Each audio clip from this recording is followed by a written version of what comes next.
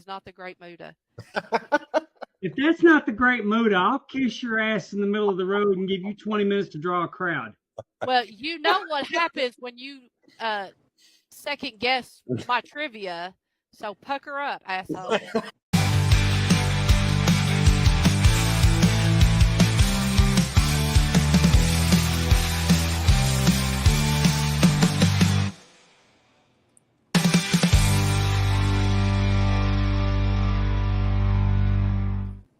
Hello and welcome to Talking Wrestling with Pondwater Dave. My name is Justin Davis, and as always, I am joined by the First Lady of the Arn Anderson Fan Club, Miss Amy Vaughn herself.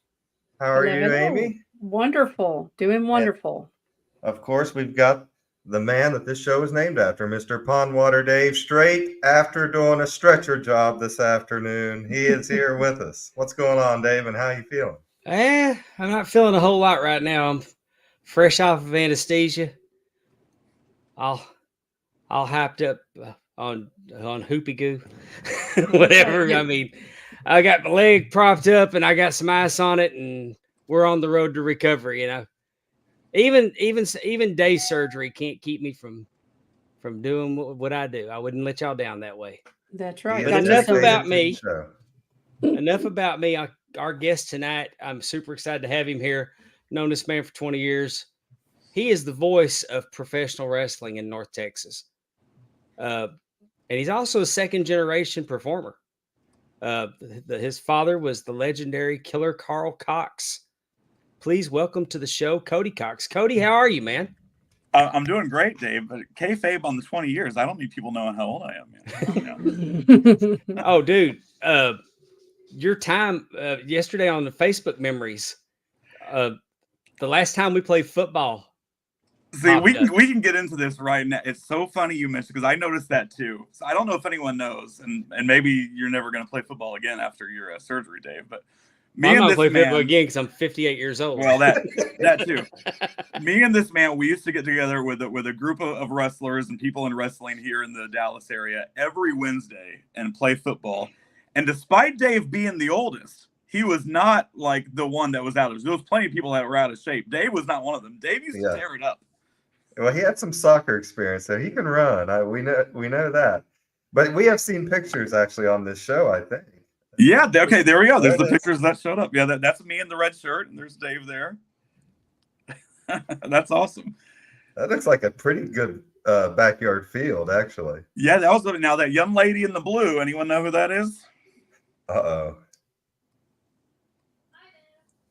Teppy does. Who is it? That is the forever Ring of Honor Women's Champion, Athena.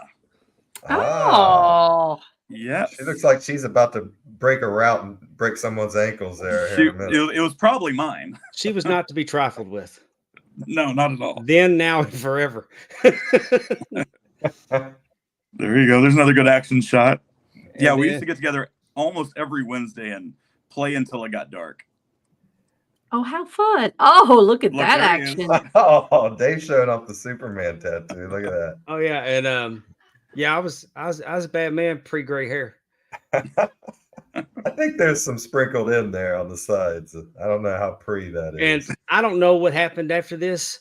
I don't either. But for the sake of our story, Kody planted my ass. I mean, I ran into a brick wall. I think I was maybe about to block for you, though. We might have been on the same team. Maybe I was going to throw a block your way. I do think you blocked for me because there you go. Yeah, I was going to say, that dude in black looks like he's about to lay hands on Kody over there. Yeah, you were blocking bags. And Richard right there behind me, where my hand's kind of going up by his face. That's Richard Hill. He's the promoter. I mean, the booker that we've talked about. Yep. Who's this in the red hat? Man. That's a green hat. That's a green hat. Excuse me. I believe that's our old pal Kyle Davis. Is that Kyle? I think so. All right. Picture right there. Dave's looking like Barry Sanders just busting the hole. Look at him. He's about to it's a touchdown. Hey, I was in great shape. It's when I was still working out. I was going to PCW. I was in the ring working out with wrestlers every week. So I was in really good shape when this picture was taken. Yeah, we had a lot of fun back then. We did. I haven't. I mean, it's been a long time since we played football. Yeah. and it was flag football. I mean, we weren't out there trying to kill each other, but because Michael Faith played with us. Yeah, he was a big late dude. Michael Faith, and I would not want that guy tackling me. Here's the real question: did it ever get heated where we had to break up a little scuffle on the football field? I don't think so. Not that I remember. No, there was lots of trash talk, but we didn't. I probably would have cried and went to my car after Athena scored her third touchdown on me. We did use Dave. Were you there the night where we? It was raining like really bad. Do you remember that game? Were you there? And I believe I was. Yes, and I mean the sun's about to go down. There's people on their porches across the street watching us, like watching all these idiots play football in the mud, the rain, and then all of a sudden there was a big lightning strike just feet away from us, and that was it. Game over. Everyone just ran out, ran to our cars. That was it. You know, was that someone's yard or was it just an open area in a? It was a park, school, like a little park. Yeah, yeah. Cool. Yeah, just a public park. When we were out there in the field, we did that like pretty much every Tuesday night. Yeah. Richard was always all-time quarterback because he was having, I think, his ankles or he was having a hard time getting around. Yeah, he couldn't run too well. I love the idea of all the neighborhood people coming out on their porch and watching. Yeah, I think that would be. I think that's probably some real good entertainment going on there. It was always good times, and then we'd fellowship and go get something to eat. I mean, and sometimes we go fuzzies and get the fuzzy driver, and there you go. Yeah. Well, Kody, before I want to know, because you were already at PCW when I got there. When did you make the decision? When did you make the decision that you were going to be involved in wrestling? And did you originally? Did you ever go to the school? Was in-ring anything that you ever wanted? Or no. So that's a great question. So let me ask, when did you start at PCW? I was trying to remember the timeline. 2005. Okay, so I must have just been a few months before you because so in 2005, PCW used to do this show every year called Heroes to Legends, where they would bring out an old timer to honor. They did it with Skandar Akbar one year, Lord Alfred Hayes one year, and they always tried to find somebody that was somewhat local. They weren't flying anybody in or anything, right? And so my dad obviously lived local, and they reached out to my dad about honoring him at their big show, Heroes to Legends. And lifelong wrestling fan, of course. I'd never been to PCW, never even had been to an indie show at that point. And I was about 25 at that time. So it wasn't like I was, straight out of high school trying to get into wrestling or anything. And just there hanging out. And the arena announcer at PCW at the time, Dave, you'll remember Travis Baxter. He's talking to me. And I think he said something halfway joking, like, hey, did you want to be a wrestler like your dad? And I said, no, that thought never crossed my mind. I was never athletic enough. But I think just halfway joking, not even really too serious about it at the time, I said, but I always was curious about announcing. And he said, really? He said, well, because they had a Friday and a Saturday show. And he said, well, we're looking for someone for our Friday show if you're interested. And I told him I was. I gave him my email address. Didn't hear from him for about 4 months. Finally, he emails me and says, hey, if you're still interested, we'd love to have you. And so I went out, watched the show, and then started the next week. And that was it. And so I did ring announcing at PCW for their Friday shows. And then on their Saturday shows, I guess about 8 months, maybe a year later, I started doing commentating on their Saturday shows. And then I did a little bit of heel managing work, managing a group called The Faithful, which featured Mike Fox and a few other people that Dave and I both know. But yeah, so that's pretty much how I got started, though. Yeah. Fox, The Faithful was a good group. Yes, so The Faithful was basically this group. Mike Fox was kind of like a cult leader, and we all wore red and black, and we all followed him. And I was their manager, and there was about 4 or 5 wrestlers in the group. But Mike Fox, by the way, best roommate I ever had. Him and I were roommates for about a year. Yeah. Well, he's I've always thought the world of Fox, but I got tickled because our friend Gigolo James Johnson, a really white fella. I mean, he he doesn't tan. I mean, he's maybe as white as that wall behind Justin there. And Fox would use this. I can't think what they call it. They rub it on their bodies, and it would Like self tanner, basically. But it would heat up. Yes. It would heat up and make the veins pop, and I mean, you could smell it. But he was chopping poor Gigolo, and because he had that stuff on his hands, he had these big red handprint. It's like on a bulletin board. Oh, yeah. Fun times. I think I was lucky enough. I think I only worked, I don't think 2 or 3 times on the Saturday night show, full throttle. But on PCW Uncut, I was there really regularly, and I truly believe that show was getting so popular that the official reason for killing it was that the owner's wife wanted date night. I've heard that. I've heard that. That was the official story, but I can't help but think that the Friday night show was cutting into the Saturday night show, and it was kind of like Vince with NXT. We're not going to have that. Yeah, it was. So basically, for those who don't, so Friday nights was the show where it was for the newer talent, the guys that weren't as seasoned, maybe just out of wrestling school, really green. And then Saturdays were for their more established stars, the guys that were in great shape, and that was the shows that they would televise and tape and would be on TV, or they would sell DVDs of. But the Friday night show got so popular, we started to outdraw the Saturday show basically, and we had better storylines and really good stuff where I think people were kind of noticing that a little bit. I mean, we had an invasion angle. Yeah. SWA. No, yeah. SPW, Southwest Premier Wrestling. Mike Page's promotion. Your good friend Mike Page. Yeah, they were invading on Friday night. So he had a faction, and it was, I mean, for lack of a better comparison, they were the NWO, and yeah. And it was becoming very, very popular. All the stories, and you also had guys that were regular Saturday night talent. They would pop in on Friday night because if they had something they wanted to work on, and it was great. It was great to help the younger talent come up, and I mean, it just was a great time. As to this day, my time at PCW is still my favorite wrestling memories. I mean, it's just always near and dear to my heart, and that's why I know I'm such a fan of MPX. And at first, everybody said that MPX was just PCW with a new name. There was all those comparisons because a lot of the same people went over there. Richard was booking it, and sure. But man, they have done so much more. Y'all are killing it. Y'all are killing it over there. Venturing out. I mean, it's a 50 a weeks year episodic promotion, and now it looks like y'all are going quarterly, much like in the old days with the Sportatorium ran every week of the year, and then quarterly they would venture to Reunion Arena or Tarrant County Convention Center. Yeah, we've been at the Epic in Grand Prairie a couple of times now.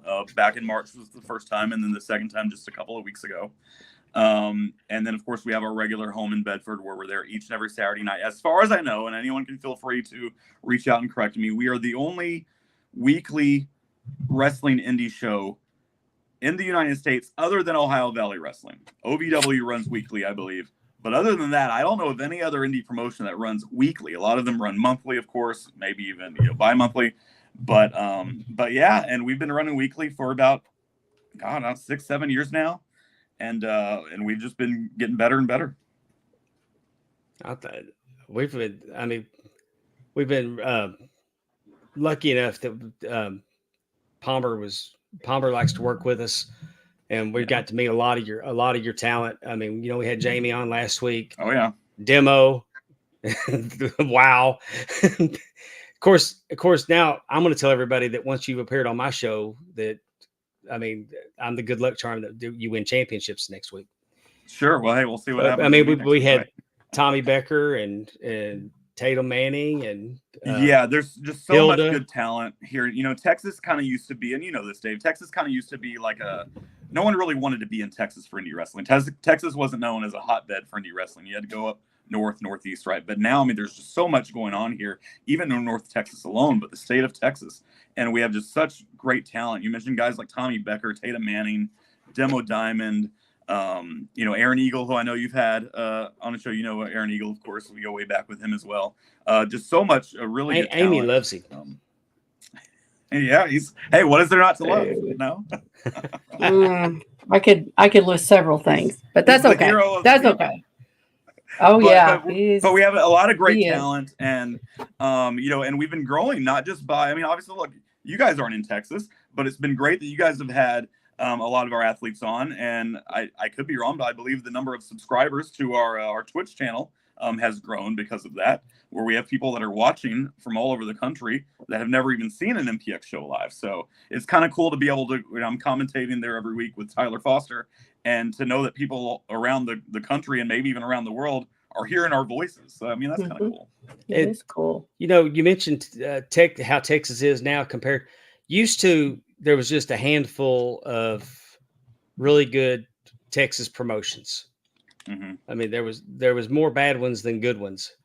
And now you could probably count on one hand how many promotions that probably shouldn't, you know, that are low quality, that really not helping. But it's such a strong area now. And when Palmer was on, he called he coined the phrase Texas strong style. And I like that because it's a rough and tumble style of wrestling. And you look at how many of today's major stars have come through Texas. I mean, Sure. Sammy Guevara, Lance. Mm-hmm. I mean, Lance by far, you know, look what that guy's done. He was in PCW when they were on in the early 2000s when they had the television show. Now, I mean, what he's managed to do with AEW, he had his run through WWE and ECW, his work on TNA. Oh yeah. But I mean, and then now in AEW, but I mean, if you go out of your way to see what he does in Japan. Mm-hmm. Oh yeah, absolutely. But we've had now I'm drawing a blank. Well, Athena, who we mentioned earlier, of course, got her start here. Keith Lee, you know, Keith Lee got his start, you know, around Dallas Fort Worth area. Did you ever go over to? Did you attend XPW? No, I never did. You never did go over there? Mm-mm. No. You know, Keith wouldn't tell his mom. Yes, he wouldn't tell his mom how the sausage was made. She's a true believer, and she's over there trying to fight people in the crowd over Keith. Yeah, that happened at PCW as well. Yeah, I was like, hey, good for him. So I love it. Just go ahead, Dave. Go ahead. No, you go ahead, Amy. Well, no, I was just going to say. So I am here in Kentucky, Kody, and honestly, I don't know much about your dad, and I'd love to hear some more about him. I know that he was in the NWA, and he was at WCCW. No, WCW, right? Well, he wrestled for the NWA a lot. You know, Australia, Japan. He went over multiple trips over there. Was maybe even, you know, bigger in Australia than anywhere in the world. He loved going over there. My dad started wrestling, you know, in his early 20s, back in the early 1950s, and wrestled all the way up until about 1983, just after my younger brother was born. I mean, wrestled all over the world and did it for, you know, like I said, nearly 30 years, basically. But he loved Japan, loved Australia. Was he a tag team champion? Yeah, I mean, he held titles. He held tag titles with Fritz von Erich, actually, way back in the day. I mean, he held all sorts of titles in just about every promotion he was in. I believe he was the Mississippi heavyweight champion. Mm-hmm. Yep. Okay. I was thinking I was reading NWA Georgia.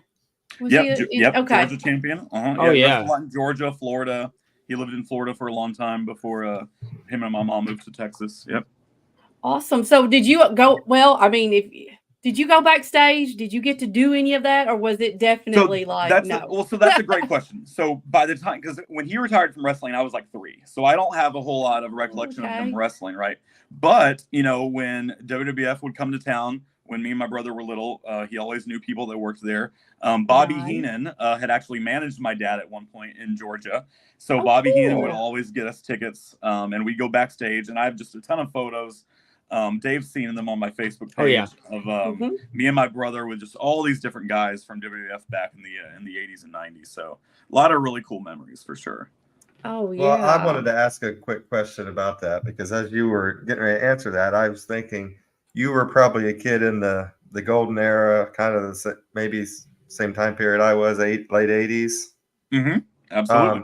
So when you were sitting there watching it as a kid, would he like make comments like, "Oh, that guy's an asshole," or like something like that? Nothing like that. But he was not afraid to give his critique of what was going on TV. Well, that too. I was wondering if he would do that. Yeah. He, like a lot, and Dave knows this as well. Like a lot of old timers, and even 20 years ago. My dad wasn't a fan of a lot that was going on TV. The new Shawn Michaels type wrestling. Although I will say, because people will ask me from time to time, like, who did he like? And if I could get him to sit down and watch a match, of course, Ric Flair. If I told him, hey, you got to watch this Ric Flair match, he knew, okay, I was probably right. It was probably a good match. Shawn Michaels, I know he thought Shawn Michaels was a great worker. Somebody that people are always surprised by, because he did hate, a lot of the high flying stuff, but he was really fascinated by Rey Mysterio. And so he would see Rey Mysterio do all this stuff that, guys back in his day were definitely not doing. And he did think a lot of that stuff was kind of cool. So like every once in a while he would watch some stuff. And a lot of times he would, shit all over it. But yeah. How did your dad feel when Vince how did your dad feel when Vince told everybody that this is just a show? Because he came from the kayfabe era. Right. Now, I remember when that happened, because I was a little bit young at the time but I know when it happened. But at the time, I don't remember him saying too much, because I think I was a little bit younger to even realize. And I'm sure he probably, didn't care for it. But I know as he got older, he kind of went more the other direction with, well, everyone already knew, like, whatever, I think that was more of his thought process as he got older.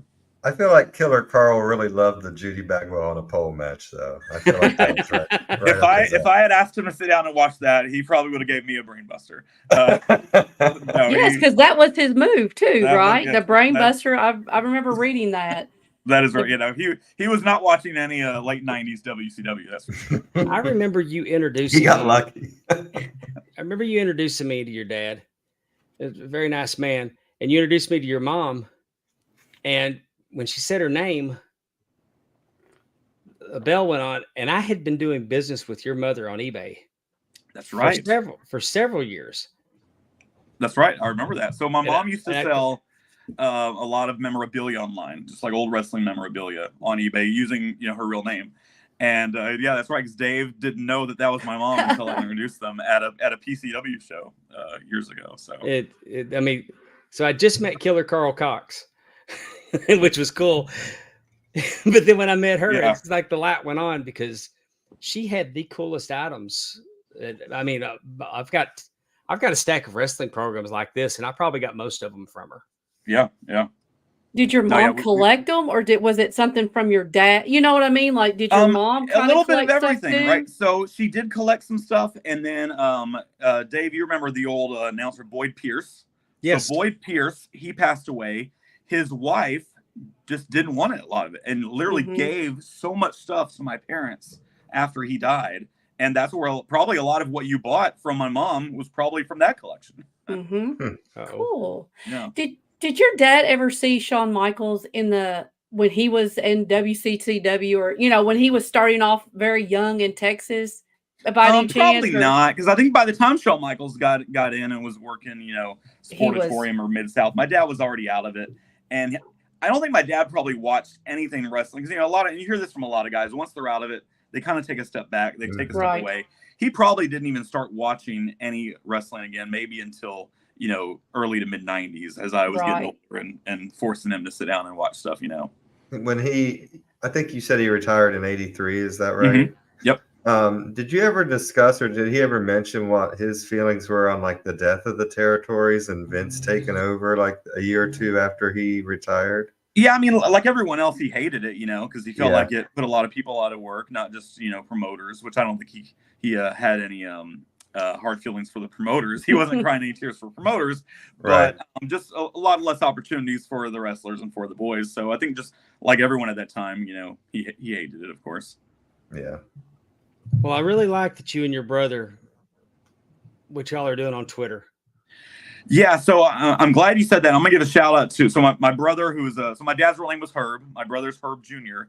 He's a few years younger than me. He pretty much runs that account on his own. I might send him stuff every now and then, but he kind of was bored one day a few months ago and decided, you know what, I've got all this stuff here. Let me start posting it. Let me start sharing it with people. And so slowly his Twitter followers have grown. If you want to follow him and see some cool stuff, it's Killer Karl Kox on X, as we're calling it now, right? But a lot of cool stuff. And he posts a couple things a day, whether it's different programs, pictures, stories, things like that. So it's a really cool follow. And he's gained a lot of traction just in the last couple of months. He's done a really good job with that. I like that he's doing it. And and y'all aren't the only ones. I mean, Travis Orndorff has tried to do that with his father. Justin Race has recently stepped up and said that he wants people to know the at-home Harley. Yeah, so my brother's actually been in touch with Harley's son and talked and shared some things back and forth with him. So yeah, they're kind of creating like this little almost like internet community of wrestlers' kids, talking about different things. So and I mean the Von Erich daughters, Carrie's daughter, Kevin's daughter. Yeah. We're really put off by the Iron Claw movie and want to, hey, we were happy. We had a happy childhood, and they want to present growing up Von Erich, and I think that's great. Yeah, I do too. It's really cool, and especially then you talk to someone else whose parents were in the business, and you start talking about experiences and realize you have a lot of the same shared experiences. Oh yeah, when my dad wrestled, he did this. Oh yeah, my dad did this too, And so it's kind of cool, even though you've never met, and maybe I didn't know their dad, they didn't know mine, but just to have those shared connections and memories are pretty cool.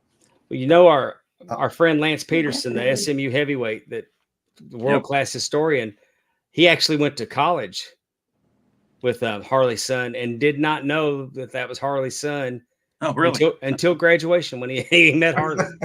That's pretty cool. Yeah, he follows my brother on Twitter, and Lance Peterson shares a lot of really cool local Dallas stuff as well. So man, I just gave it a follow on Twitter, and I started scrolling. I see this picture of you and your brother, and Steve Skinner, right here backstage. So there's some cool stuff on there. Get on there and follow him. There is, absolutely.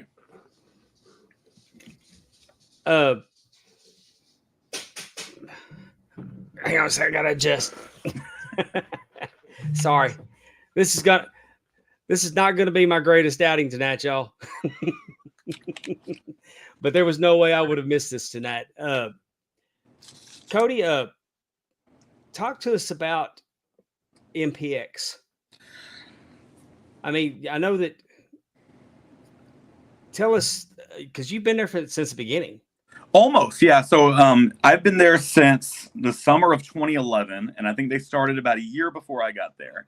By that time, obviously PCW was no longer running. I'd worked a couple of other indie shows in between, but wasn't doing a whole lot. And at that point, MPX didn't have a great reputation around here. It was kind of known as one of the lower level indie shows. They weren't having a lot of big talent on there. A lot of the guys that were on the shows at that time were guys that were self-trained or backyarders, as many would call them, But we mentioned him earlier, my good pal Kyle Davis, who I still hit up Ranger games with a couple times a year. He's no longer in wrestling. He's doing real estate now. But he reached out to me because he was at MPX, and he was like, hey, you should come and check it out. And I was like, I'm like, I don't want to. I just had no interest because I hadn't heard good things, to be honest. So I go to a show, and the show was fine. Like, it wasn't awful. It wasn't great, but it wasn't awful. I was like, all right, whatever. And so then he's like, well, hey, what do you think about coming in and working? I was like, eh. And I was still kind of on the fence. They had a ring announcer, but I had done some heel managing work before at PCW, so I was kind of interested in doing that. So I finally agreed to come in. They brought me in managing Gigolo James Johnson for the second time in my career, managing him as a heel. And I managed him for probably about 5-6 months. And then that kind of ran its course. And then the ring announcer was leaving. And then they were also starting to do commentary and record their shows and do different things with them.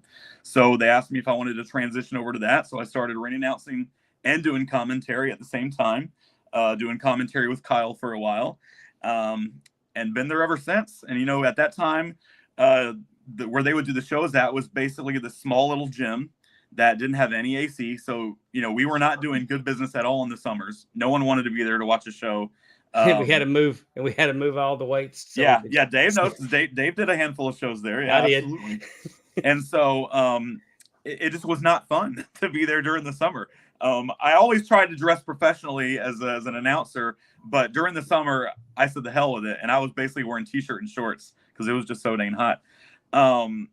And so then you would look ridiculous if you're out there with sweat just going through your coat and everything. Sweating through everything. So gross. And not. I mean, he's not exaggerating. It was miserable. Absolutely miserable in there. And I would invite friends out, and they would always say, "Do you guys have AC yet?" And I'm like, "No." All right, we'll come see you in October or November when it's a little bit cooler. But finally, you know, they did away with that building, but they stopped running in that building, took a little bit of a hiatus, and then moved to where we are now in Bedford, not too far down the road from where we were before. And it's this building has AC and it works. So it's very pleasant experience there during the summer. And it was owned at the time, by a guy named Stephen Kirby, who was also wrestling. Great guy. And then about a couple of years ago, Stephen Kirby was like, "Hey, I think I'm kind of done." And we didn't know if MPX was going to be around any longer.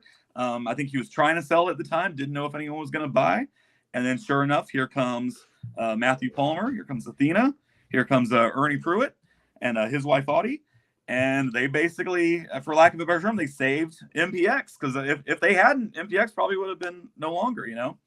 And as good as it was, they made some upgrades, painted the building, made things look more aesthetically pleasing, moved some things around.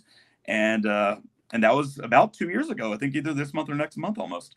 And it's just been a really good time. I always tell people, because I've been doing this a long time. Dave knows that. He said we've known each other almost 20 years. People always ask me, like, how much longer am I going to do this? And I say, as long as I'm still having fun, I'm going to do it. If there's ever a time where I start dreading going to shows, where it's a Saturday and I'm like, I don't want to get in the car and drive over there, then that's time for me to not do it anymore. But I still enjoy it.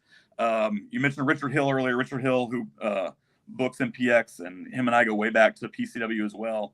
I think, you know, he's the best promoter, best booker I've ever worked for. Just great story. And that's the thing too, when you have weekly shows, it's different than running once a month or every other month. You have to have those stories to keep people coming back, because I think more fans, especially around here, they're like, okay, I can go to one wrestling show a month. That's fine.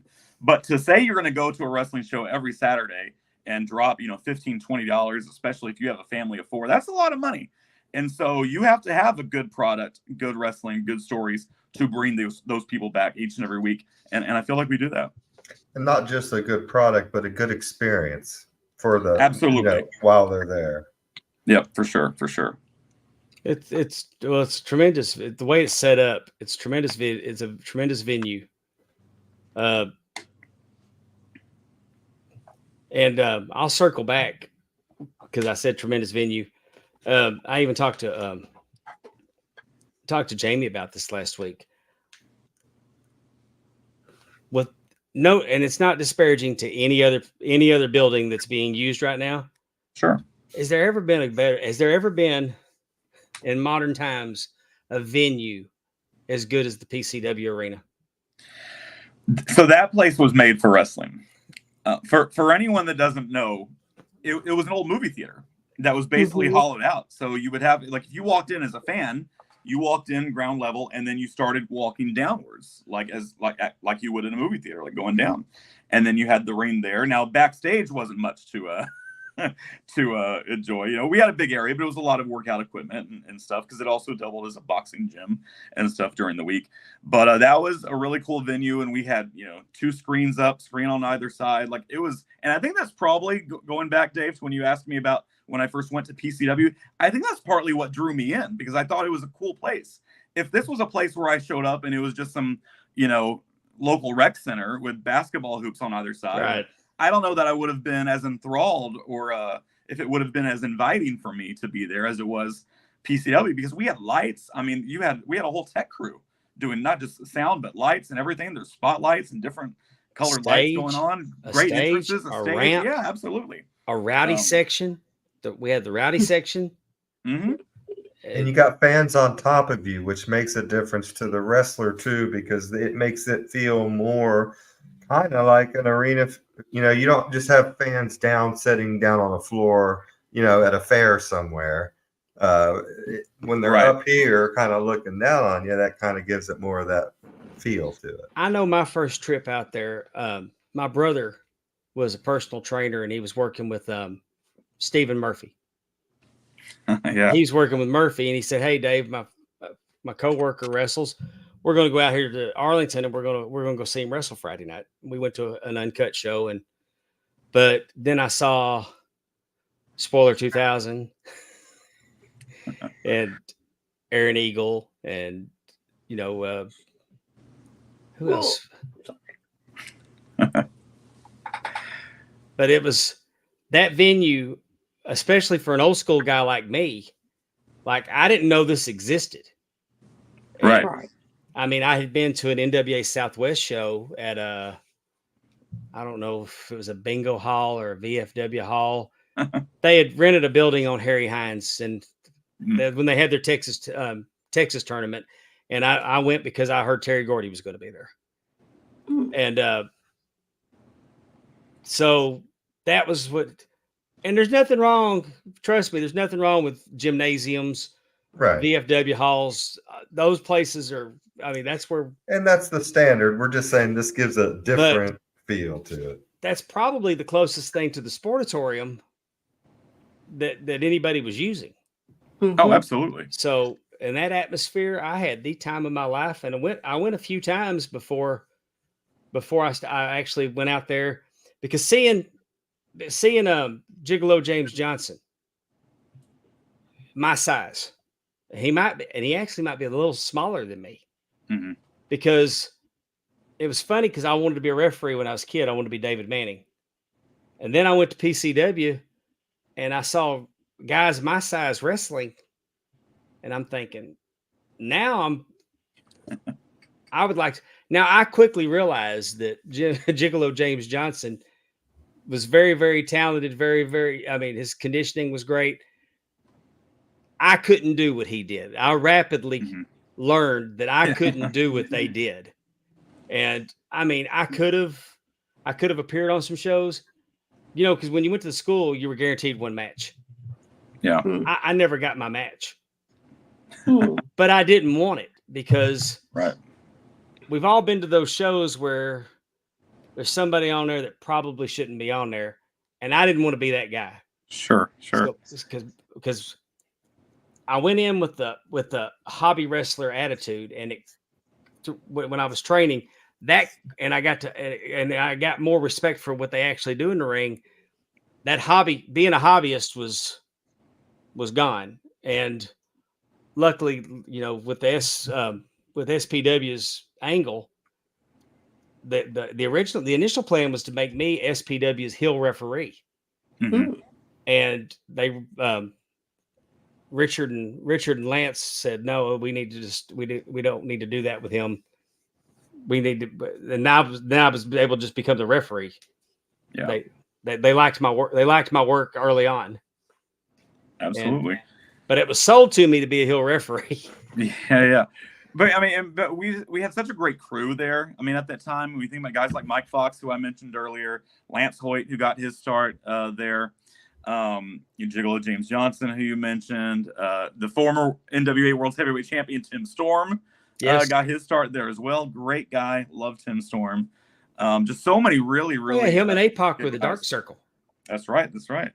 But so many like great guys, and a lot of people who aren't around in wrestling anymore, but people that I made friends with and are still friends with all these years later. But yeah, now I'm the old guy in the locker room with all Steve these DeMarco, young guys. Paul London. Yeah, Paul London. We had Yeah, we had Sabu for a handful of my first night there. Sabu was there wrestling in a cage match. So I was like, okay, Whoa. this is interesting. And So by a lot of wrestling really in a cool cage stuff. match, he means jumping off of it. Well, yeah. We had Ahmed Johnson a few times way back in the day. Just a lot of really cool people came through there. So Ass Man King Parsons. yeah. So when it shut down, it was really sad for a lot of us and I think for a lot of people, myself included, figure, okay, well, I guess I'm done with the wrestling portion of my life because there was no other place like it, and I didn't really want to go do it anywhere else at that time, Did you get any TV time on the reality show? No, I did not. I tried. There was a might have been reality show? The Bussy Bunch. Yes, the owners of PCW. So Mike Bussy, and he had his kids Thomas and Chris, and then there was lesser kids Steven and Larry, and they had a reality show that was on TLC, the Learning Channel. I think only 3 episodes might have aired, and Really? then they put the kibosh on it. Oh, interesting. And there might have been one episode where if you paused it just right, you saw me walking in the background or something. But yeah, so that was an interesting time because everyone thought, okay, even though this isn't like, it's TLC, but it's still a reality show. It's still something that's going to be on cable. Maybe this could turn into something for somebody. Unfortunately, it did not. But somewhere, someone has those 3 episodes. The whole series played in Germany. Oh. Did it? Okay, Yes. interesting. Oh, No, I mean, I know that the whole series played in Germany, and I know that I was on. I got some significant camera time on one of the episodes because I have a friend. I have a friend lives in Germany, a belt maker, and he watched it. Sure. But when this was on, it wasn't like you couldn't tape it and email it and You share all it were on just YouTube. I was gonna say you all were just before your time in the sense of look at all the reality shows on now. Right. Like you all would be a shoo-in if you had a reality show of following around a promoter, independent wrestling promoter. They did that with OVW, the wrestlers. Yeah. And this was you're talking about the Netflix? Yeah. I mean, Yes. What year was this you're talking about? 2000. I mean, 2007? Yeah, if it could have just got the Honey Boo Boo lead in on TLC. No Dude, I'm telling you, kidding. it was a well-made show. Yeah. Yeah. Truly did. But I'm gonna tell you the reality of reality television is that I'm there and I'm there to I'm referee. I'm there to work. I'm there, but I worked out with the boys, and I was there, and they came up to me and said, "We're having open tryouts tonight, so I'm in the ring doing an open tryout." Were you wearing that Super Dave costume and jumped over the top rope? Because that would have been great. I have a new theory about that. I watched it. I stare at that thing like the Torah. Every time that video plays, I watch when Dave jumps over that rope and goes head first to the mat. I have a new theory about what happened. Okay. I really think, Dave, that you let go of the rope too quick. You didn't you should have hung on to the rope a little bit longer. I'm gonna tell you exactly what I did. Over there more. Oh, my feet should have gone when I jumped. My feet should have gone away from the turnbuckle. It did. But I jumped up and went towards the turnbuckle, and that's when I hung up. And that's when I hung up and crashed and burned. Oh my God, that's hilarious. We're gonna do a study. This is like the Zapruder film. I'm gonna get this put together. We need another angle. Before I forget, there's 2 things I want to mention here tonight. Oh, One, yes. and I'm not blowing smoke. I've loved Dave for years. And Jamie Aller said it last week. Me and Jamie Aller don't agree on a whole lot, but Dave was legit when he was here in this area, like the best referee, like there was in this area at that time. He was made to be a referee, and so when I saw you at Ric Flair's last match, I popped huge because I'm like, of course it's Dave. Hey, guess what? I did too. I bet you did. I even cried a little tear when I saw that. I bet you did. I knew. But thank you for that, Cody. That's kind of you. It's really cool to see like the podcast and everything you've been doing the last handful of years, Dave. But I just hope people know, hey, like this guy like was and still is, because I know you're still doing a bit, like a really, really good referee. And not just some guy jumping on behind a microphone, talking. Well, thank you for that. The I was really other lucky. thing I'm going to say is Well, I was so really lucky because I had Terry. Mhm. I had Terry and Roger and Yep, Travis to when those three guys. I Yep. mean, they'd watch what I was doing. They'd help me. Hey, maybe you should do this and this. And I mean, they were just all too happy to help me. Well, and Travis Trueborn, who was the referee at PCW, he refs at MPX now, so he's still doing his thing. He's been around a long time. The other thing I want to mention, I said Jamie Aller earlier. Him and I don't agree on a whole lot. I had to give him some shit this past week when I saw him. After I saw him on your show last week, Dave, because he buried Grand Prairie, Texas, which is where I live. He did. He got out the shovel. The shovel was going, and I think when he lived here before, it wasn't as good. Like I moved here a couple of years ago, right as things were booming, and I think he was here before any of that was here. So I get it. Like it wasn't as great as it was, when he was here. But we've been lucky enough to do those couple of shows at the Epic, which is literally 5 minutes from where I live. It's literally the closest I've ever had to drive for a wrestling show. So I love when we do shows over there. But that's, you talk about a venue being made for wrestling. What it is, it's a huge like rec center, kind of like a gym for the community.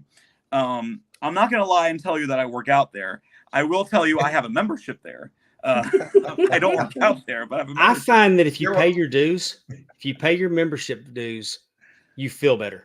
Yeah. Whether you know or not. It comes out of my bank account every month. So. Cody's one of those millions of Americans that are membership payers. So and I've had a membership there for a couple of years now, but so I was excited when I found out that we were doing shows there. Because Pro Wrestling Revolver came to town, and I was lucky enough to commentate a few of their shows, and they did it at the same building. Oh, cool. And the guy that runs the Epic just loves wrestling so much, and he was like, "What do we got to do to get MPX in here?"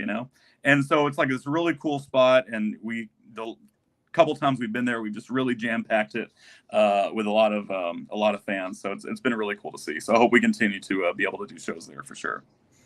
Oh, I love it. I want to see MPX continue to grow. Because because they deserve it. But the people, when I tell you, I love Kody Kox. I love Jamie Aller. I love Richard Hill. I love Palmer and Athena. And let's go back and talk about Super Dave was the referee for the best arm wrestling match in PCW Uncut history.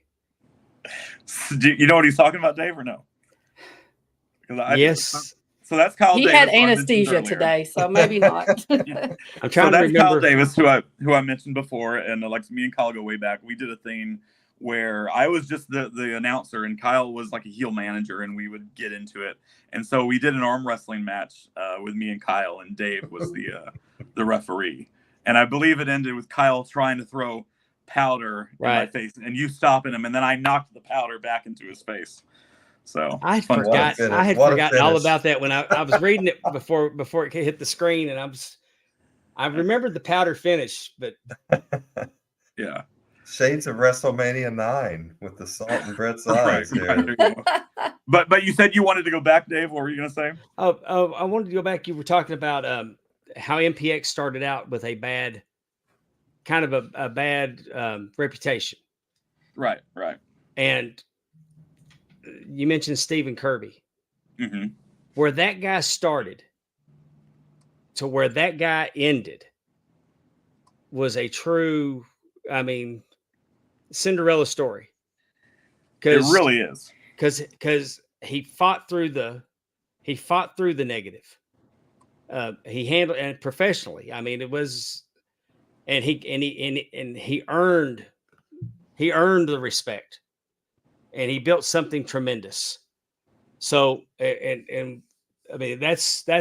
a really good feel-good story for professional wrestling. When Kody mentioned it, it's what I thought, because I know where Stephen Kirby started, mm-hmm. and I know how respected and successful he was when he ended. And, right. You just got to give that guy his flowers. No, absolutely. And I'll be forever indebted to him because, if it wasn't for Stephen Kirby and MPX, I know for a fact I wouldn't still be doing what I'm doing, because there was no way I was going to just continue to do little spot shows here and there because I wasn't enjoying those type of shows, But Stephen Kirby, and he's got a great wife named Kristen. You know, I know they're enjoying, you know, having their weekends free now and spending more time with their kids and everything. But I had great times with them. And that's a guy who, when I first met him, was well over 400 pounds. And he lost so much weight, got into shape, worked on becoming a better wrestler. Like, he didn't want to just be seen as the guy that was only on the show because he owned the show. Like, he wanted people to feel like he earned a spot on the show, which he did. That was a knock. At one point, it was probably a fair criticism. Sure. But it rapidly became an unfair criticism. Because, I mean, how many years before he wasn't the champion. I mean, he wasn't the owner booking himself as champion. No. And he never wanted to do it because he never really even booked that much to begin with. I think, you know, when Richard came in, you know, I think he might have had the title for a little bit, and that might have been reluctant on his part as well. But just great guy. You know, I have nothing but good things to say about Stephen Kirby and, you know, just and what he's built. You know, I mean, MPX wouldn't be where it's at today if it wasn't for him, because there wouldn't have been a company for Palmer, Athena, and the Pruitts to buy. You know. Yeah, I would like to see, you know, your wrestling. He's what he accomplished at MPX is the epitome of what should get somebody into a pro wrestling Hall of Fame. Right. I truly believe that. And I wish I was, let me rephrase that. If I was still in Texas, I would want to be part of MPX. I'd be there at MPX every week. Oh, you absolutely would. I mean, there's no doubt about it. There's no doubt that I would want to be a part of that promotion. And there's lots of great promotions. And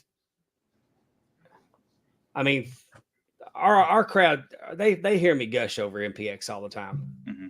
Yeah.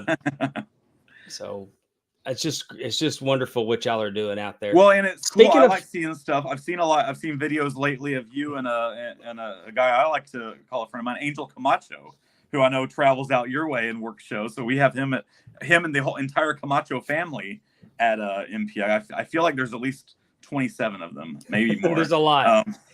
There are a lot of. You got to have a scorecard. Yes, for sure. But more great people. So I always love whenever you post or share something online and I see people that I know here out there with you, and I'm like, oh, it's Angel Camacho. That's cool, you know. So he doesn't want me to come back. I'm sidelined right now. Yeah. I've had to miss. I've missed 3 bookings. I think my next booking will be late August. All right. And I'm feeling pretty confident that I'll be good to go by then. Okay. But Angel says that he does better when I'm not there because I screw him every chance I get. That sounds like Camacho, all right. He's so impressive. Yes, he really is. He was a legit 460. He is trimming. He's slimming up. He's working hard. I think that Angel's that close to breaking through.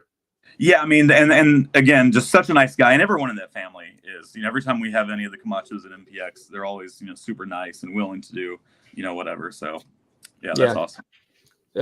Emmy is our women's champion at BIW. Oh, very cool. Okay. Yeah. Well, no, she's not.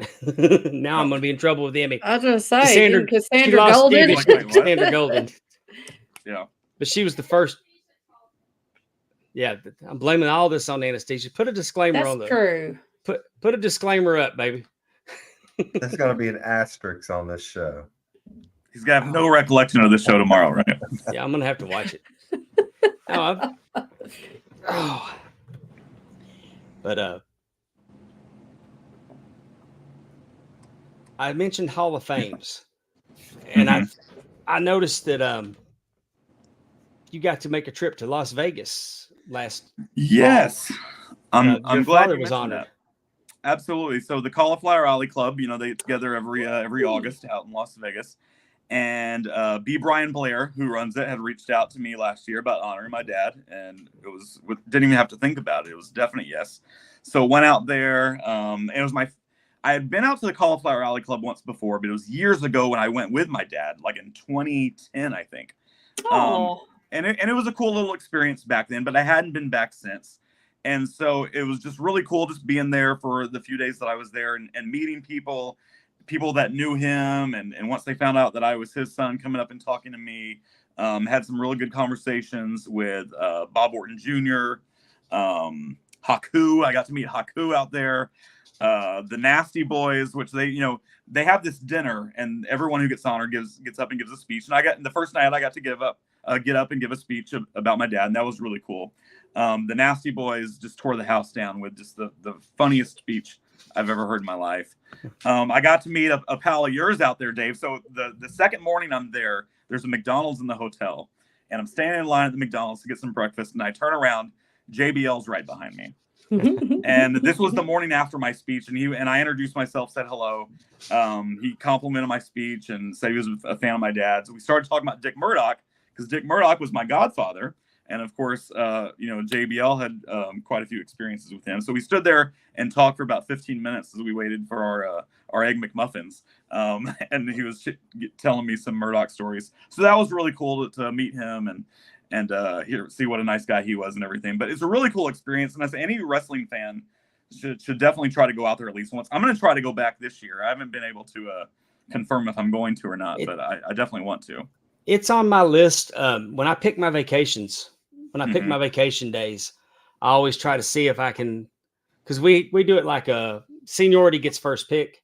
Yeah. So we kind of like a draft. It's like a football draft. Right. You're picking your weeks, and those weeks are always highlighted. Like, can I go to Charlotte for Legends? Can I go to Cauliflower Alley? This year I'm going to, in fact, in a couple of weeks, we're going to go to Waterloo, Waterloo, Iowa, to the Gable.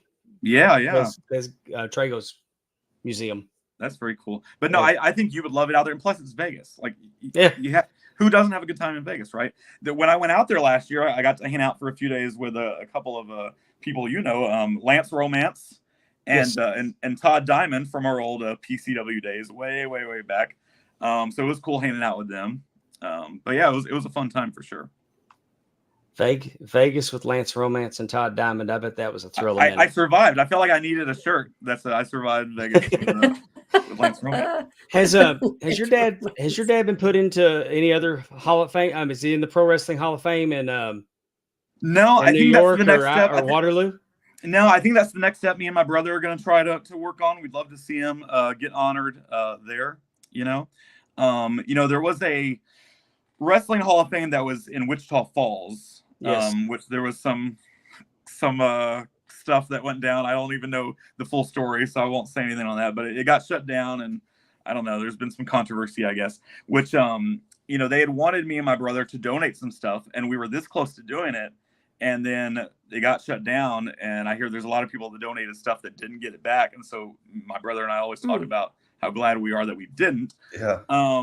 But yeah, I would love if the National Wrestling Hall of Fame or something like that wanted to honor my dad. So that'd be pretty cool. You guys listening, that I know a lot of our fans go to the Luthez for the Traeger Thez thing out there in Waterloo. So let's speak it into existence. Get Killer Karl Kox. Let's do it. I love it. In there. Hey, I just happen to be a lifetime member of that museum. I'll politic for sure. Love it. And I would have thought that he'd been included in the WWE Hall of Fame by now. Well, I mean, you get the acts that get to go out and make a speech and all that, but then you get that group that they just add. Sure. The legends. Legacy. Yeah. The legacy. That's right, Justin. Yeah. And who's maybe, I mean, I'm not holding my breath for that, because he wasn't like, he never really wrestled up that way for the most part. Right. He had a chance. And that was, I think, his one regret. He always used to tell me and my brother a story about how Bruno Sammartino called him and wanted him to come into New York and work with him. My dad was already booked to go to Japan and was like, let me go on this tour of Japan and I'll get back to you. And I think he ended up staying in Japan longer than he was originally supposed to anyways. And so and it just never really happened. But he loved Japan and Australia. I was going to say, did he like it over there? He loved it over there. I mean, he made so many trips over there.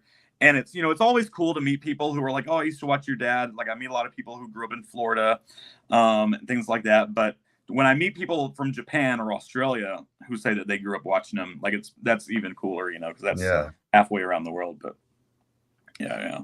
Let me we've kept you an hour. I got a few more things I want to ask you about before we get you out of here. Yeah. Things have changed in wrestling locker rooms over the last 20 years. Mm-hmm. I remember one night Red Bastien was backstage, and I went up and got a picture, and it was frowned upon. But I took the opportunity to get a picture with Red Bastien because it was Red Bastien. Right. Where are you at on getting the picture? I mean, things have changed. I think it's becoming more and more acceptable.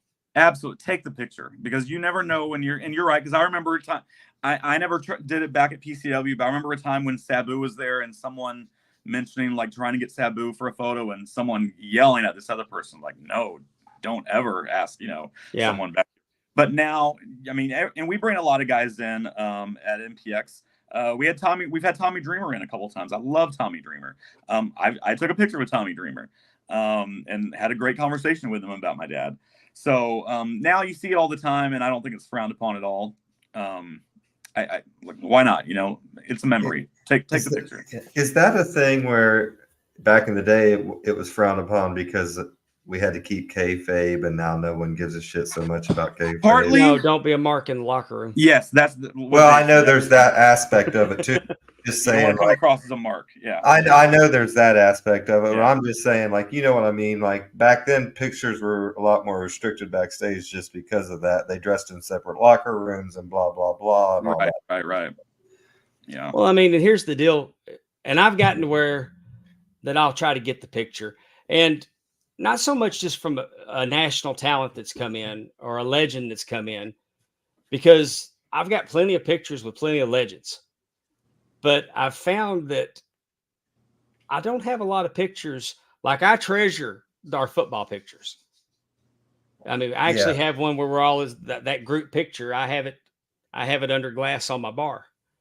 You know which one I'm talking about? Where we'd played. It was during the wintertime because we were all bundled up, but we took a group picture. But I find that, getting pictures with legends is one thing, but getting pictures with the current talent that I work with and my friends, the friendships that I've made, you look up and you don't have pictures with the people that you love the most. I know. You're right. And I don't do that enough. And I always tell myself, hey, let me take some pictures. And, we lost a guy that you knew, Dave, a little over a year ago, named Jason Silver. Yes. And I knew Jason Silver going back to the PCW days, and all of a sudden he was gone. And I was like, damn, I never got a picture with Silver, So that's a reason right there, because you take the picture because you don't know who's going to be around. But I tell everyone, same with Claudia, same with Michael Faith. Michael Faith was my first match. Yeah. Michael Faith and Ryan Davidson. And fortunately, Michael Faith was playing football with us, so I had the picture with him.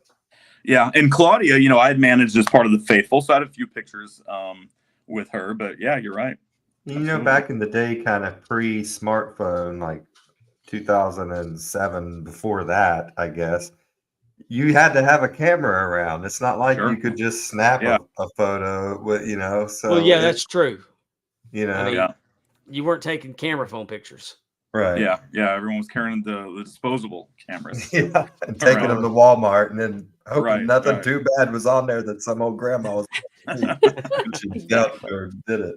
And was there ever a time that somebody paid you a compliment that blew you away because, like a national talent, a worldwide talent that happens to be coming through, that took a minute to give you a piece of advice or give you a compliment?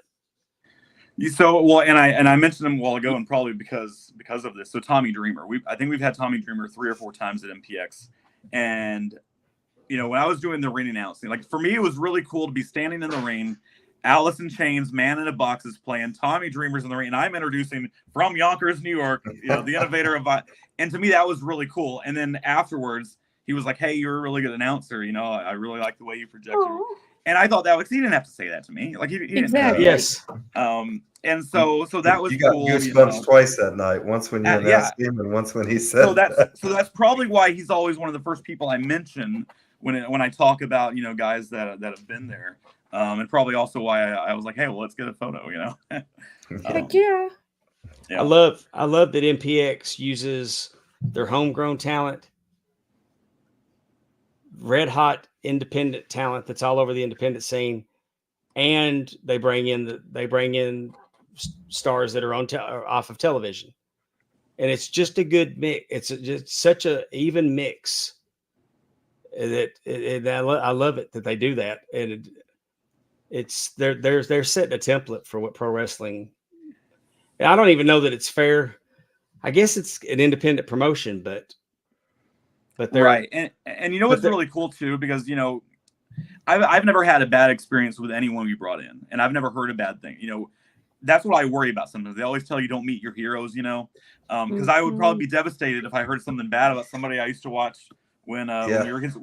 We had X-Pac in one time years ago, and there were stories about X-Pac obviously from back in the day, but he showed up, and the second he went through that curtain, like he turned it on. He was taking photos with the kids, and it was just really cool to see.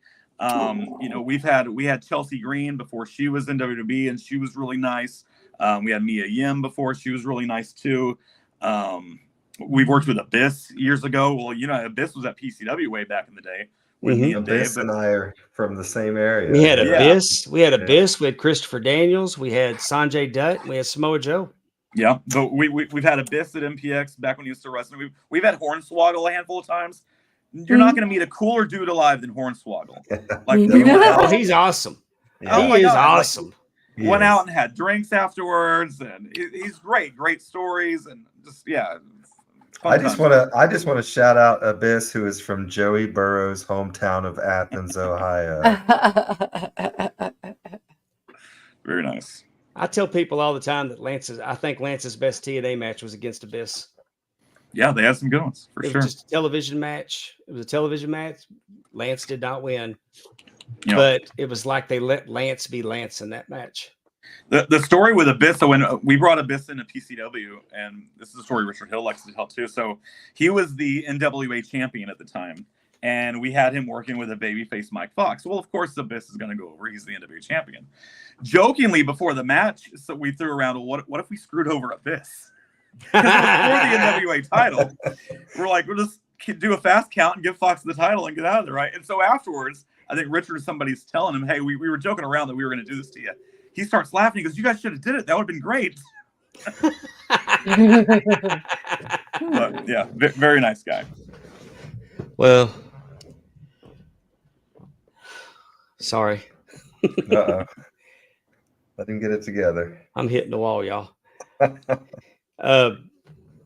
Kody, I want to thank you. I want to thank you so much for coming on tonight. I told Jamie last week that I'm going to spend some time in Texas this summer. Yeah. Some extended weekends where I have time to actually go and visit. I'm looking forward to seeing you. It's been way too long. Absolutely. Yeah. We'd love to have you out there. You can see me, Richard, Jamie, that'd be great. And I just want to say, I think you guys are doing a hell of a job. I watch you guys most weeks if I can live. If not, I'm listening later, but I enjoyed the stuff with Jamie last week. And especially anytime you guys have had, Texas talent on, like we said earlier, Tommy Becker, Demo Diamond, Aaron Eagle. It's just been really, really cool to see, and for them to get that exposure for people that probably don't know them mostly. And so hopefully those people are then going and searching out, Tommy Becker matches, Tatum Manning matches, and then joining the MPX network. So twitch.tv/Metroplex Wrestling, by the way. I'll get yelled at. And that's what I was saying. And that's what I was saying about MPX. I don't think that independent promotion fits MPX anymore, because in this day and age, they broadcast on Twitch. I mean, that's a channel. Yeah. I mean, WWE's going to Netflix. Right. It's a streaming service, right? Now, I mean, I'm not saying that. Well, sure. Twitch is a big ass platform, Oh yeah. Well, yeah. I'm not saying it's Netflix, but I'm saying that picking it up with an antenna or a cable box is not It's the not the only future. Yeah, I Well, mean, and it's a lot easier to access, not just us, but any of these wrestling shows that are streaming right now than it was even back, 20, 25 years ago. PCW, before Dave and I were there, was on a local independent channel 21 here. Like, what was it, 11:30 at night? Yeah. Or you had to, on a Yeah, Saturday? I mean, and for when many of us were growing up, we were literally sending tapes to some dude in Germany, and he was sending us a tape in the mail. I mean, trading tapes. That's what we used to have to do. Yeah. So, I mean, but it's a lot better now. Our mission statement is to promote independent wrestling, but it's an exciting time because everybody has access to it. And you've heard me say it again and again and again, that this is not the minor leagues. These performers aren't less than. These are performers that haven't had the opportunity to be seen by the right pair of eyes. I mean, Jamie's it's not hyperbole. Demo Diamond's going to be on somebody's television as a contracted wrestler. Everyone starts somewhere. And as we said, look at all the people that have started down there, and the people that are on that roster right now. Some of those people are going to be people that we're talking about on TV very soon. And absolutely. And it works both ways. They get their chance and they go to the top. And then when that opportunity is over with, they don't avoid it because they love it. They love performing. And these shows are the perfect. I mean, the sky is the limit. But what I was saying about the Stars of Tomorrow, you're going to get more of that on an MPX show. That is more true for MPX than probably anybody else. For sure. And I want to say, too, before just shout out to the production team at MPX, because, again, you come to our show. Mm-hmm. It's, if you watch on Twitch, it's not like your rinky-dink indie show in a rec center somewhere or some high school gymnasium. We've got a video screen, we've got lights, we've got commentary, we've got it all, that whether WWE or AEW or anyone else has. And that goes down to your promotion posters. The production, it's all there. Let me tell you, there's a guy by the name of Nicholas Caldwell, who used to ref for us, and now he's a manager, but he does great with the posters and a lot of the production videos as well. So shout out to Caldwell for sure. Oh, we love him. We're always looking at.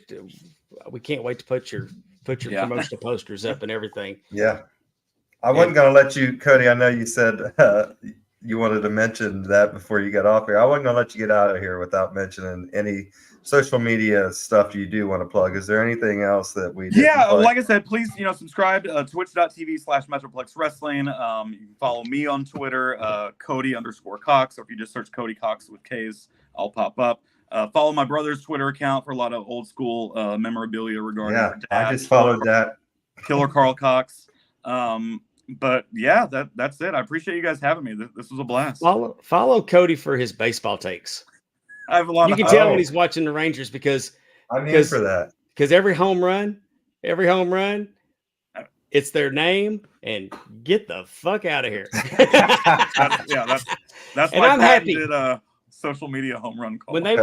I just went to a Reds game a couple weeks ago. Got me a new bobblehead of our closer, Alexi Diaz. Oh, very cool. Okay, yeah, I'm a big baseball fan. I've been a lifelong Rangers fan. So. I was so happy for you and Kyle Davis, particularly when the Rangers won. Because I've been telling Kyle Davis they'll break your long-suffering fan. Let me tell you, we've sat through a lot of shitty baseball. So we were very excited when the Rangers won last year. I don't know if you know this, Amy, but the Rangers have been a team since the 60s, I think. And is that correct, Kody? Texas the 70s. 72. Well, so they started. They were the Washington Senators, and then they but I mean when they became the Rangers. Yeah, 1972 they moved 72. to Texas. Yeah, they never won a World Series, so this was their first one last year. Yeah, might not ever win another one, but you never we got know. the one. So I'm starting to wonder if the Reds are ever going to win. It's Where been you at 30-something years at this point. Where are you at on the ballpark? Did you ever go to the old Arlington Stadium? Oh, of course. Yeah, my dad used to take me there all the time. So out of the 3 ballparks that we've had, which one's your favorite? So here's the thing. So the one now is the best on the inside. Like, I mean, it's AC. I Of course, I was not. yeah. I was not going to go to any games in August when it's 100 degrees. I was not. Now I will, because it's indoors and inside it's 72. It's great on the inside. I go to a handful of games a year.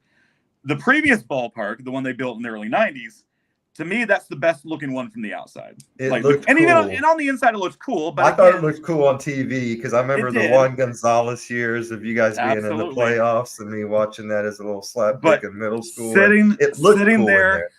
sitting there, and I did for a handful of times, sitting there in the middle of summer, when they're not playing good either, right? Like, it's one thing if you're going in the middle of summer and they're doing great, but when they're not doing great and it's 100 degrees, they weren't drawing a whole lot of fans at the time. So I think everyone is thankful now for the new stadium because it's got a roof, and we don't have to sweat while watching ball games. Do you like the indoor experience as well as the outdoor?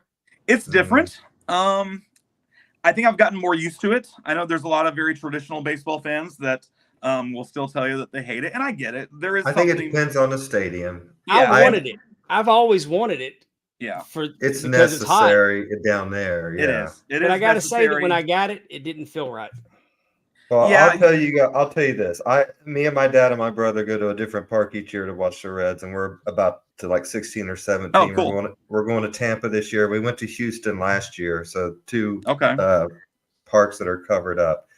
The first one I'd ever been in was Milwaukee. Milwaukee felt like I was in a cave. It was dark.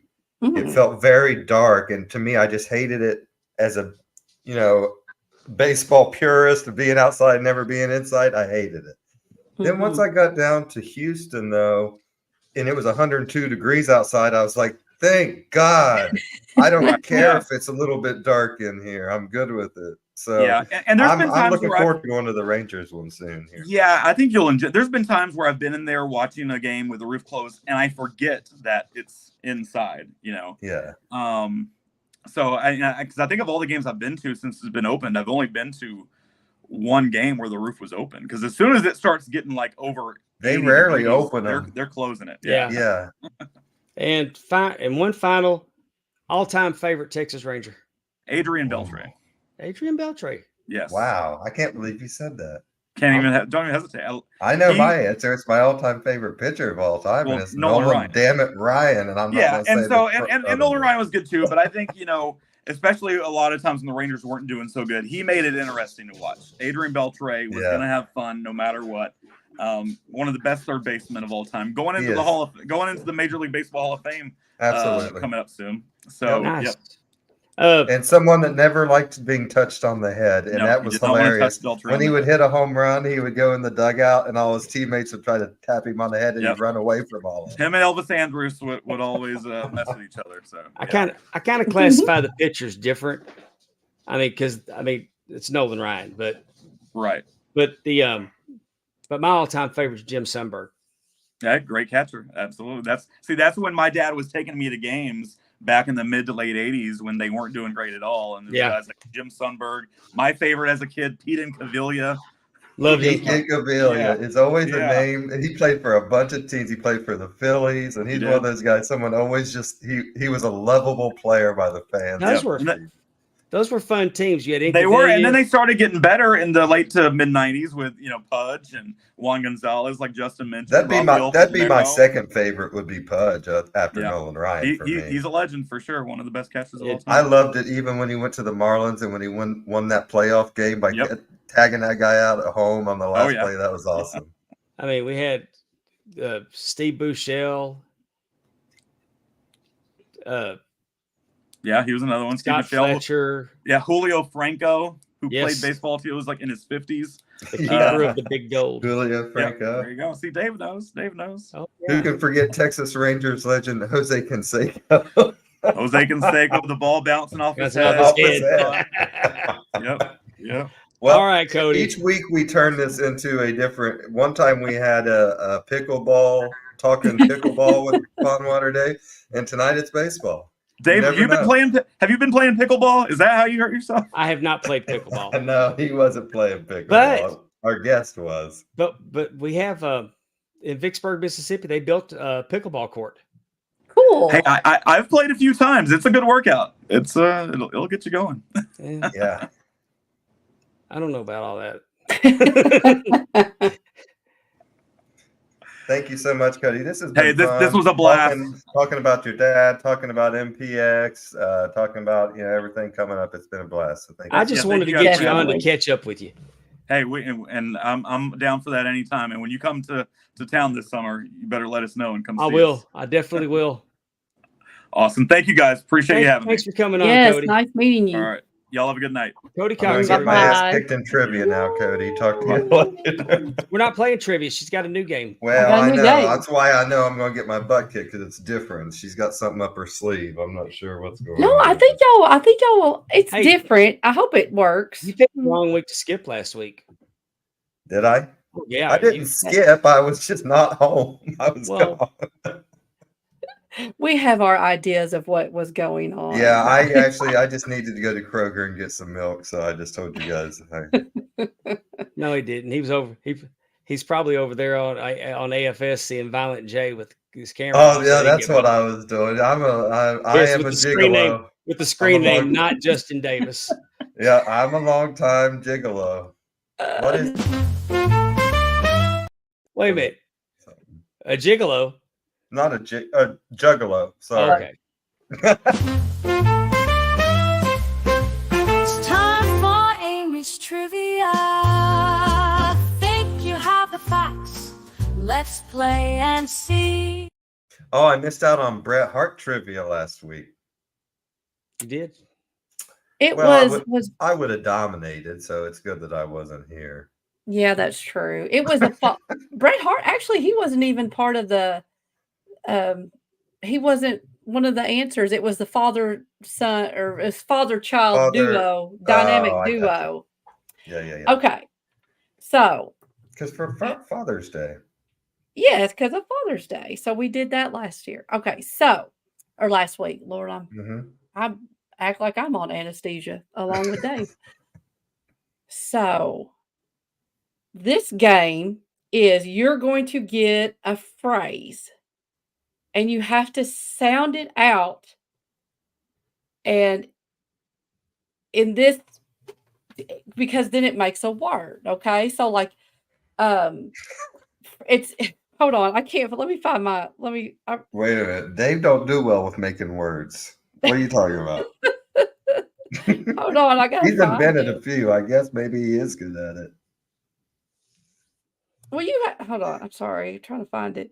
You all have seen that where it'll have like 3 or 4 different words together. You say it, and then it sounds like something. Like you're looking for a country.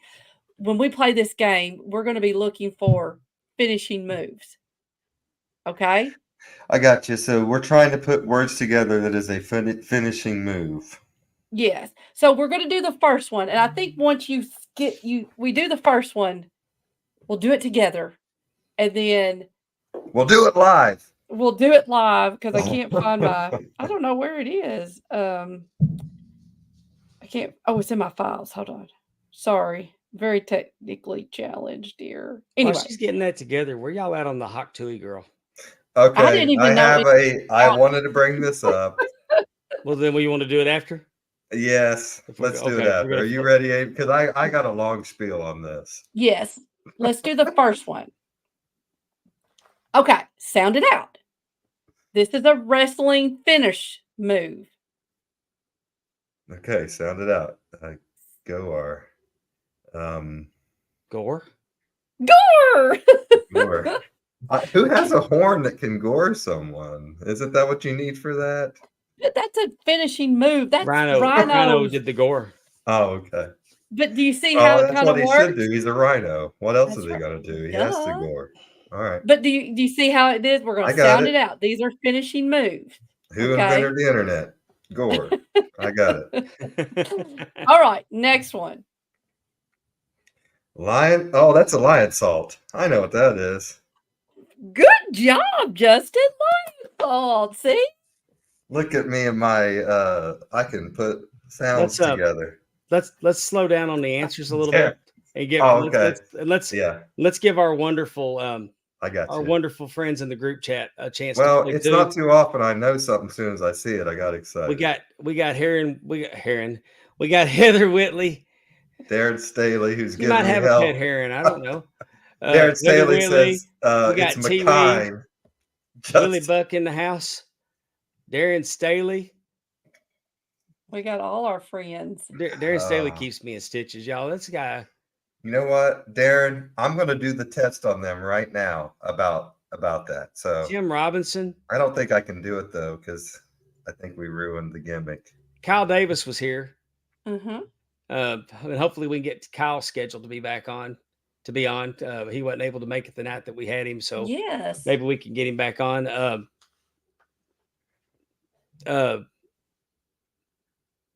You want to do another one? Let's do it. All right, hold Okay. on. I got a question real quick before we do that. Dave, Okay. Oh, what does this spell? McDonalds. McDonald's. Okay. What does this spell? McDougalls. McDougal's. Yes. What does this spell? Machine. Machine. Damn it. Me and Derek. So they did this test on the Howard Stern show to Baba Booey, Howard's famous producer, Gary Delabate. And when they did it to him, because he said, he's smart, whatever, and he said McKine instead of machine. Oh, I gotcha. All right. Me and Darren That's funny. test. Go ahead, Amy. All right, the next one.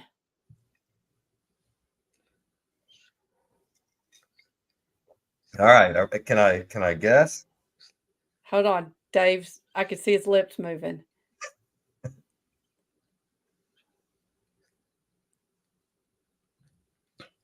all right. I think I've got it. I got to go choke. And I think slam. Terry Weaver got it too. So Yeah. It is correct. Very good. Choke slam. Well, Okay.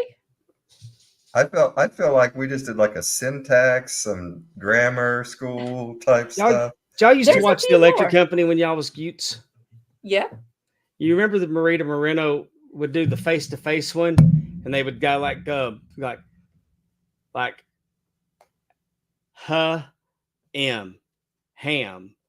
I mean, they would do the words and right. face-to-face with the black background. I don't know why this game reminded me of that. All right. Next question. Hey, drugs are bad, okay? But not all bad.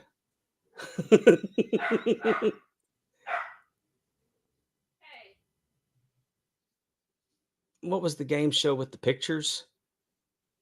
Pictionary? Are you talking about concentration? T-Wee was saying what was the game show with the pictures? I think it was it classic concentration where like they had all they had like it would be like a house plus another picture and you had to sound out the whatever it was trying to say. Well, me and Heather are saying Pictionary, but I think I know what you're talking about. I remember it being on. I was finally never figured this good. out. I've been thinking what this is for the last 5 minutes. This is Frog Splash. It is Frog Splash. Huh. Yeah. Okay, we got two I'm more. not going to lie. I might not have got that one. Well, it took me. I was not listening to anything you guys were saying. I was sitting here concentrating like I was taking my ACT. I was like, what is that? We needed Efren. Darren said that's that true. absolutely right. He would know what it is. Win, lose, or question draw. 5. Win, lose, or draw was good. And it, that host that they had on there, Bert Convey, was really good. I enjoyed that.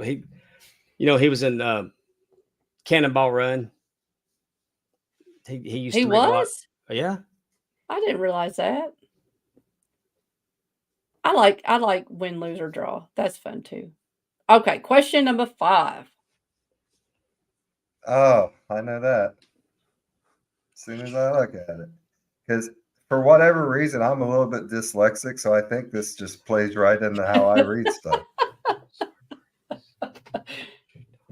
This is probably how I would type it. That is a shooting star splash. I was not getting that. Shooting star press. Press, sorry, yeah. Very good. Okay, and last one. Try something different. Terry says I've been in West Virginia long enough. This is all making sense to me.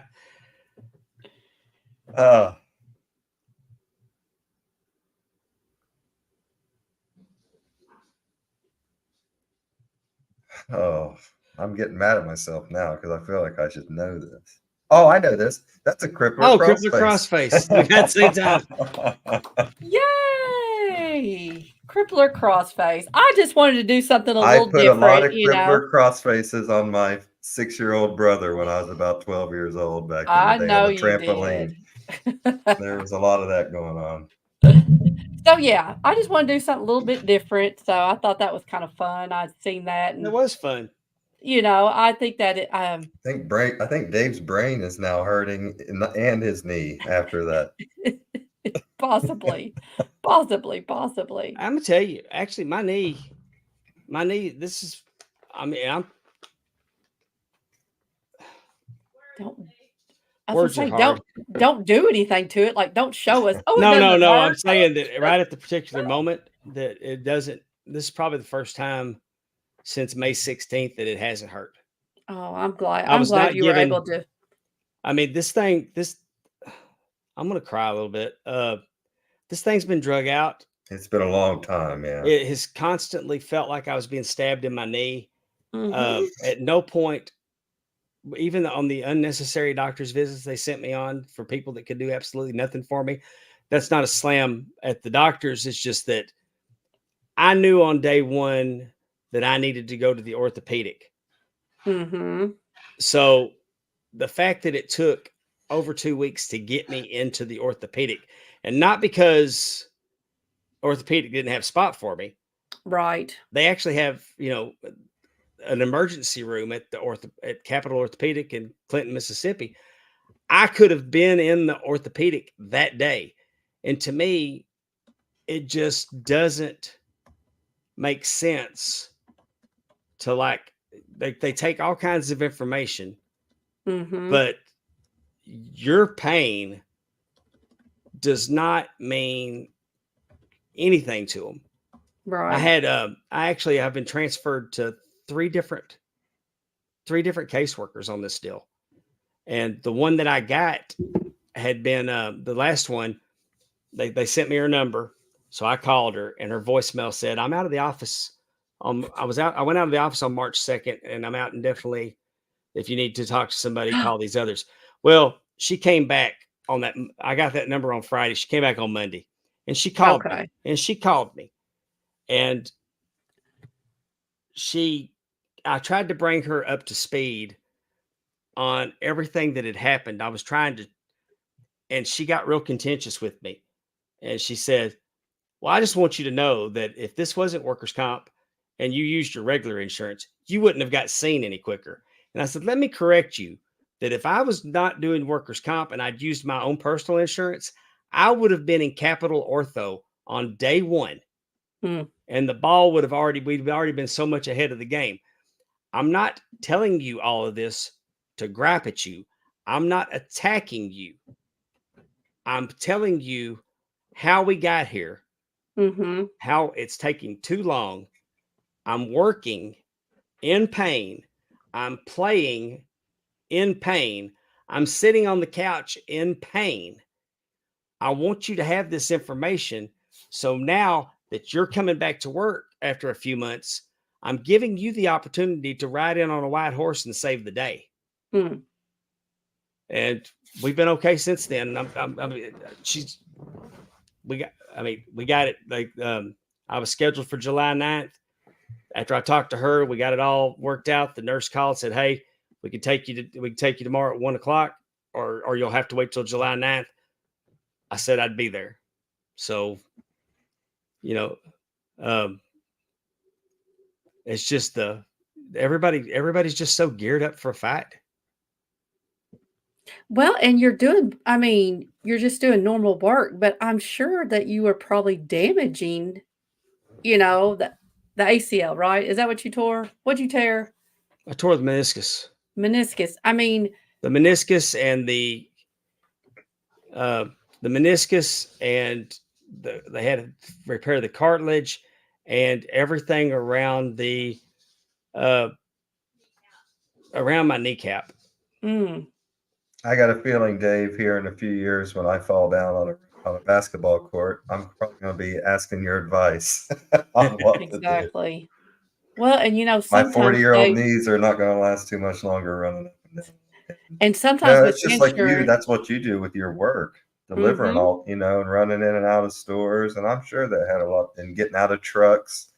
Had a I lot to can't do with it. imagine you didn't do more damage because they were taking so long. And I know, I mean, I heard it. I heard insurance. I heard it Friday night, and it was a long weekend. Oh, well, and insurance will make you, even though they'll make you do an X-ray before a CT scan, even though the X-ray is not going to show nothing. You got to take the and in fairness, I the feel CT for the scan, doctors and stuff sometimes. But when I saw the orthopedic Dr. Dolsky said, it's your meniscus. Right. If we could, I would just go ahead and fix it. We don't even need the CT. And when he got the CT, at they call it with contrast. Where they injected the dye in there.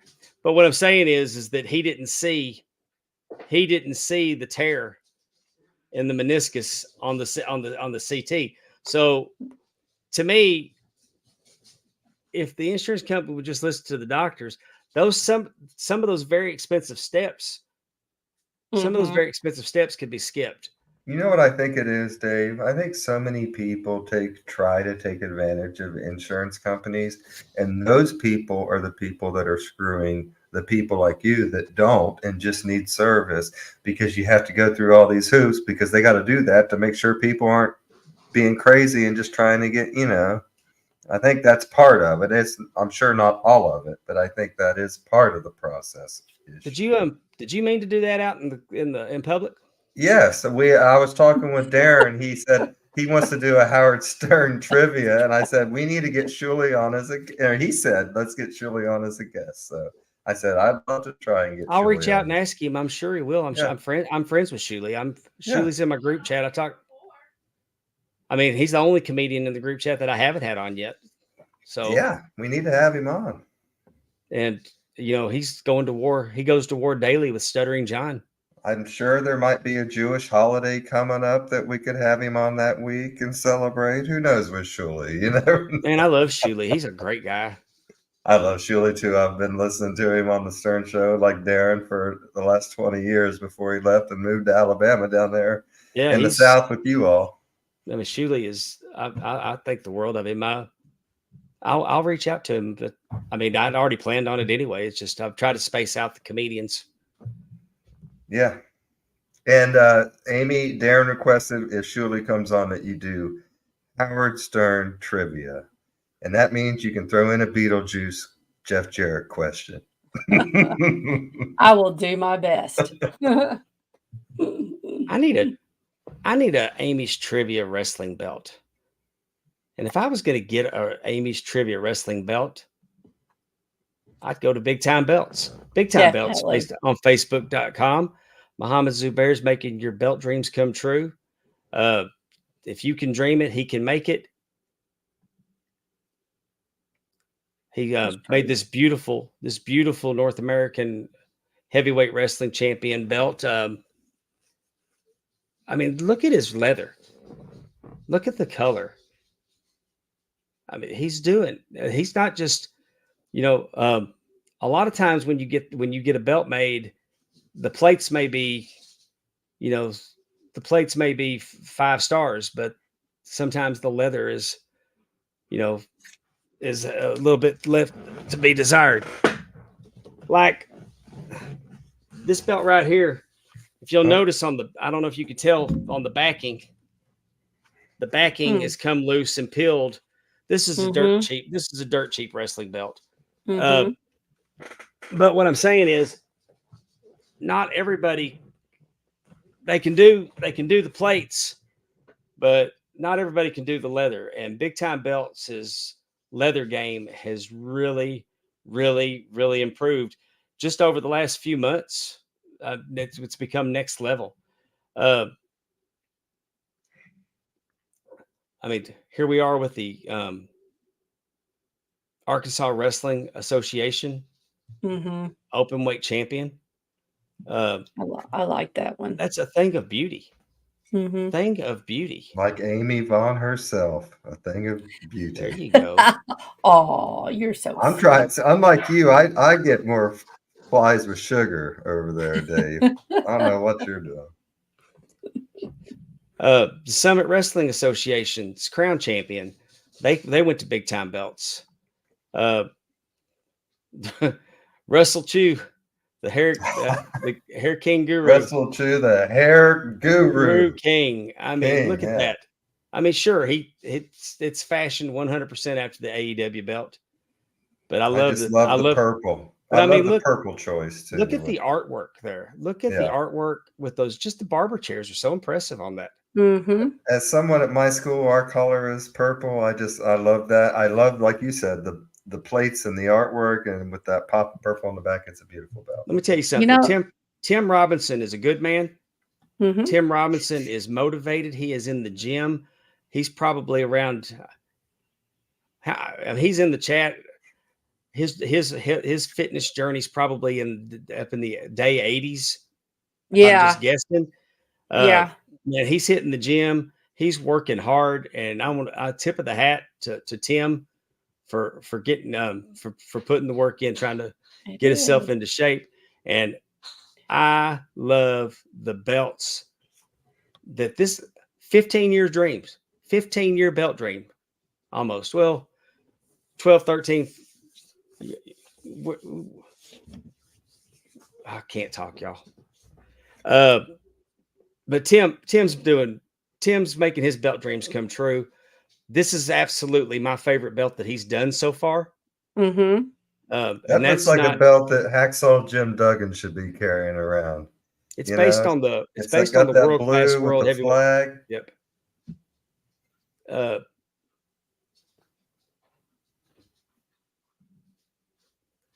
Nice. Big Time Belts can do cast belts. The difference between a cast belt and an etch belt is that your cast belts were made with a cast. I mean, a mold cast type and molded. It's a lost art. It's a lost art. They don't do belts that way anymore, but they do it Big Time Belts. Wedding. Here's the forever tag team champions. Hey, yeah, they better be at least. And I mean, Mr. and Mrs. They're commemorating their big day and celebrating their love with Big Time Belts. Maybe you're not in a conventional relationship. Big Time Belts could make you one with a pineapple on the main plate. Menage a trois, 6-man championships. The 69 champion. I mean, there's all kinds of possibilities when you really think about it. I mean, I'm not judging anybody, but get a belt for that. The AMW heavyweight champion. This is Tim's other belt. I was going to say that his belts are 1 and 1A, but this is 2. It's a great belt. I don't like it as much as I like the other one, but I love it. I do. I love it. I'm saying it's this one's kind of a sneaky favorite for me. To quote a great wrestler, Freebird Michael P.S. Hayes, that belt is bad to the bone, and I'm not teasing. Mm-hmm. The Manchester Player of the Week. That's right. Manchester Player of the Week is strutting ass around campus, thanks to Big Time Belts.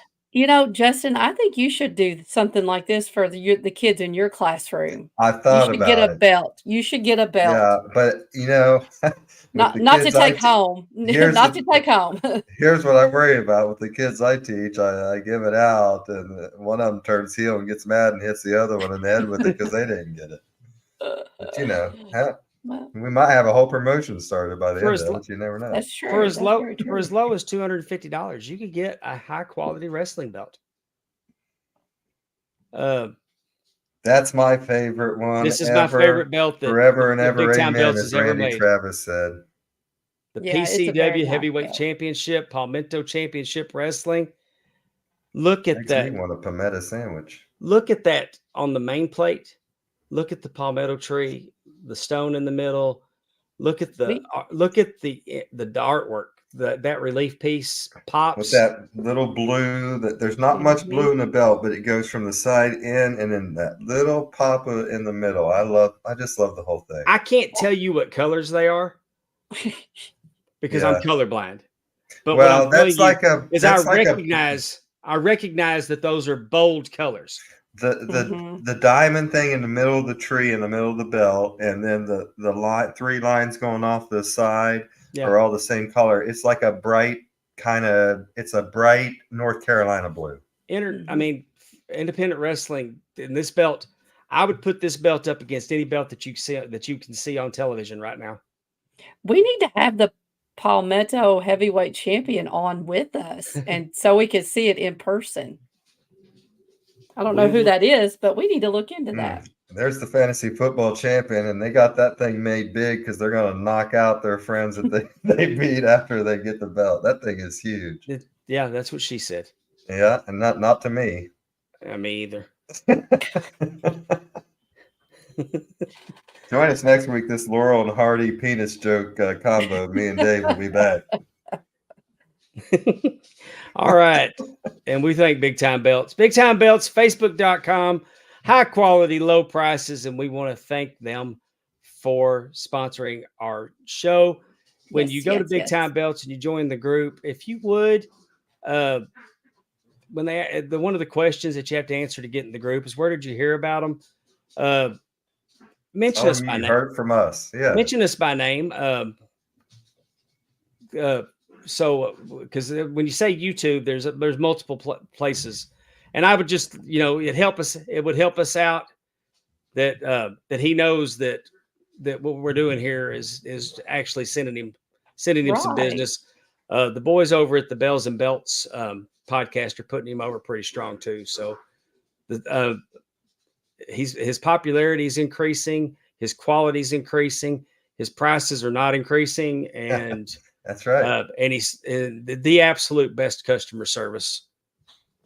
He doesn't just make customers; he makes friends. Dave, I have a request. Can I talk about real quick? Let's talk about Hawk Tui. Only if you give some background. I know nothing. All right, I don't even know what happened. Yes. Darren listening will know there was some talk amongst the Howard Stern show this week, because they talked about, as Dave knows as a hockey fan, there was the famous Edmonton Oilers lady fan that decided to show her hoo-ha's to the crowd, and that was good. I think everyone appreciated it. Made me a hockey fan, and I don't even like hockey, but I've got to correct you. Or boobs. Yeah, they're not the hoo-ha. The hoo-ha is not the boobs. Well, listen, I try to get around this show and try just to, not say. You want me to say the TITS? Because that's what I usually would say. I'm just trying to get around it. George Carlin said that tits is a word that you can't say on television. Darren says, Amy, run away now. All right. So, Amy, the Edmonton Oiler girl that gave and those were, as they said on Seinfeld, they was real and they were fantastic. I don't know if they were real, but they were fantastic to me. All right, next. They looked real. Yeah. There was a girl somehow went viral this week where a guy asked her, what would you say needs to be done when you are having whoopee with a man? Okay. Now, there could be many answers to this question, Amy. I mean, you would say, I don't know, maybe some, as Mary Chapin Carpenter said, passionate kisses. There could be lots of answers to this question. Did anybody have Mary Chapin Carpenter on their bingo card that Justin was going to bring that up today? I bet they didn't. Amy, before I tell you what this is, what do you think the Haktua would mean? Okay, now in that context, lubricant of some sort? That is correct. Hmm. That is, she said, so the gentleman, of course, this scholar and a gentleman that asked her this very good question, said, Where did he ask her? Where's are it they was like out on on? the street. It looked like it was like Oh, okay. after someone walked outside of a bar, and she seems like she They do the probably man on did. the street questions in Yeah, it Nashville. was like that. They hit up the Okay. bachelorette parties. There's a lot of these questions that get asked. Yeah. Oh, okay. So she said, thing you got to do is when you go down on a thing, you got to spit on that thing. Was her answer to that. But Lord. for one, I do honestly believe she's an Iron Sheik fan because Hot to It was Iron I Sheik. know she did. It's steal been Iron his Sheik thing gimmick. since 1985. Well, I also liked. True. There was a Bret Hart meme I liked when it was like something, a picture, and then Bret like kind of looking up, and then Vince having the Ew. thing after he got spit on. My thing is that everybody has made this so viral, and it's not that good. I agree. I mean, it's just not that good. Let's all calm down on Hawk Tua. I mean, they got the LA Knight going, let me hawk to you. Oh gosh, really? Oh, and if she don't hawk, if she don't hawk, I won't talk to her. I mean, you can't escape it. It's everywhere. And I've seen it, but I didn't know what in the world it was coming from. I didn't understand what. Let me tell you, Amy calling me an asshole. Amy calling me an asshole was better than Hawk Tua. So why don't let's make this thing viral? That should have went viral instead of Hawk Tua. That's very true. I mean, I'm sitting there telling this woman I'd kiss her ass in the middle of the road and give her 20 minutes to draw a crowd. Listen, I don't know. I'll give her this. She's a fun time. I would go out and have a beer with her. She ain't lying. Some people do like that. Not everyone does. But it's what it is. But hey, when you're out having a good time, they slam the camera in your face. Yeah. She had enough personality to answer it. Yeah. I'm not going to congratulate the Florida Panthers on winning the Stanley Cup because I don't like them. Good. Chuck plays for them. I was definitely rooting for Edmonton on that. But Edmonton, I'm going to put over Edmonton because they were down 3-0 and they came back and won 3 straight games. Yeah. They did. I thought Trump cursed them because they went up 3-0. He's like, the Florida Hockey Panthers are the greatest team. I'm like, and then they lost 3 straight. I'm like, oh God, no.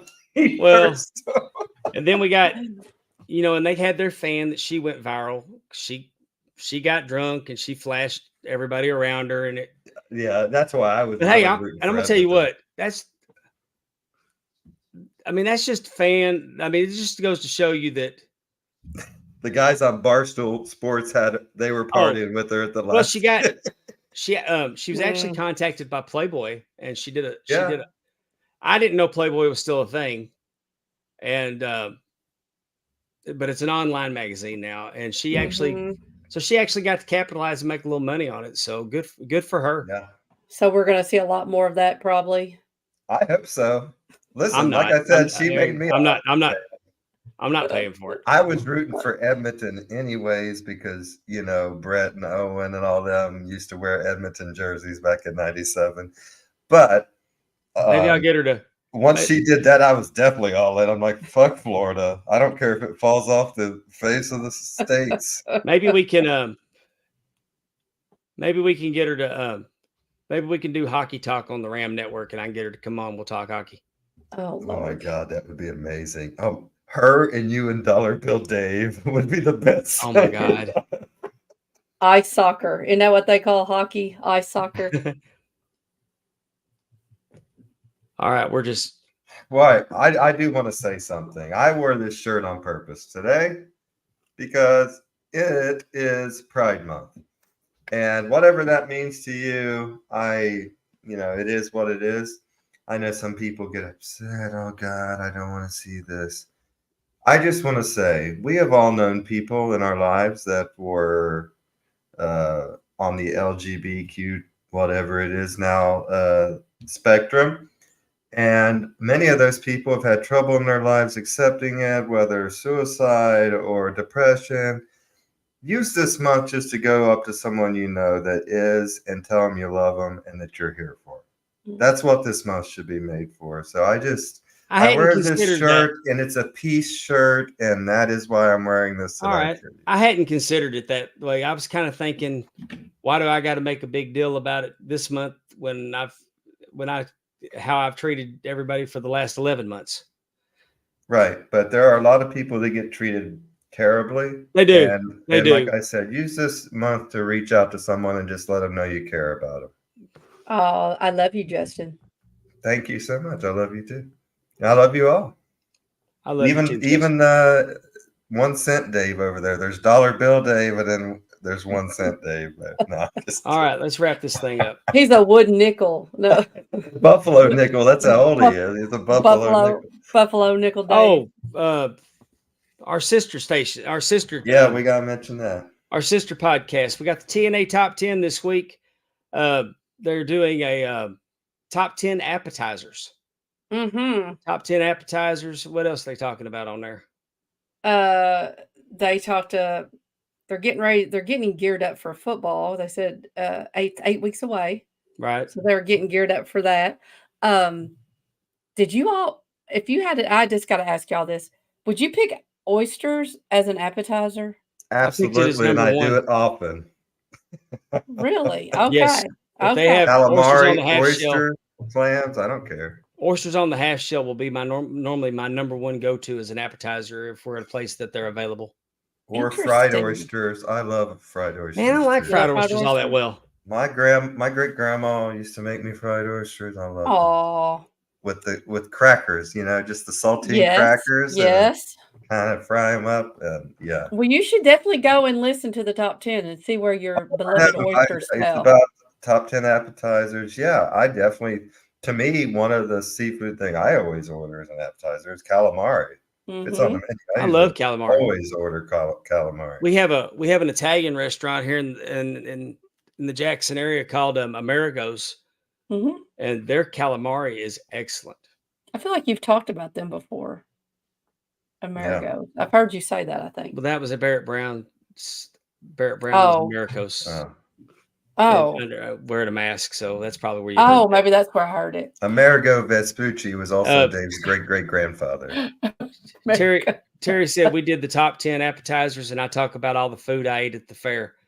And he ate a lot of food at the fair every time. I listened to it today because it dropped today. So am I going to need a couple hours to listen to what Terry ate at the fair? Yes. And he kept mentioning, I had this, I had that. I was like, I'm getting a stomach ache just listening to everything that he ate at the fair. I guarantee he had some fried Oreos, didn't he? What year is Filter Free Podcast? Yes, he did. That is on there. 2004, I believe. Filter Free Podcast has recently gifted. They're not talking wrestling on their episodes. The year I got divorced. Oh!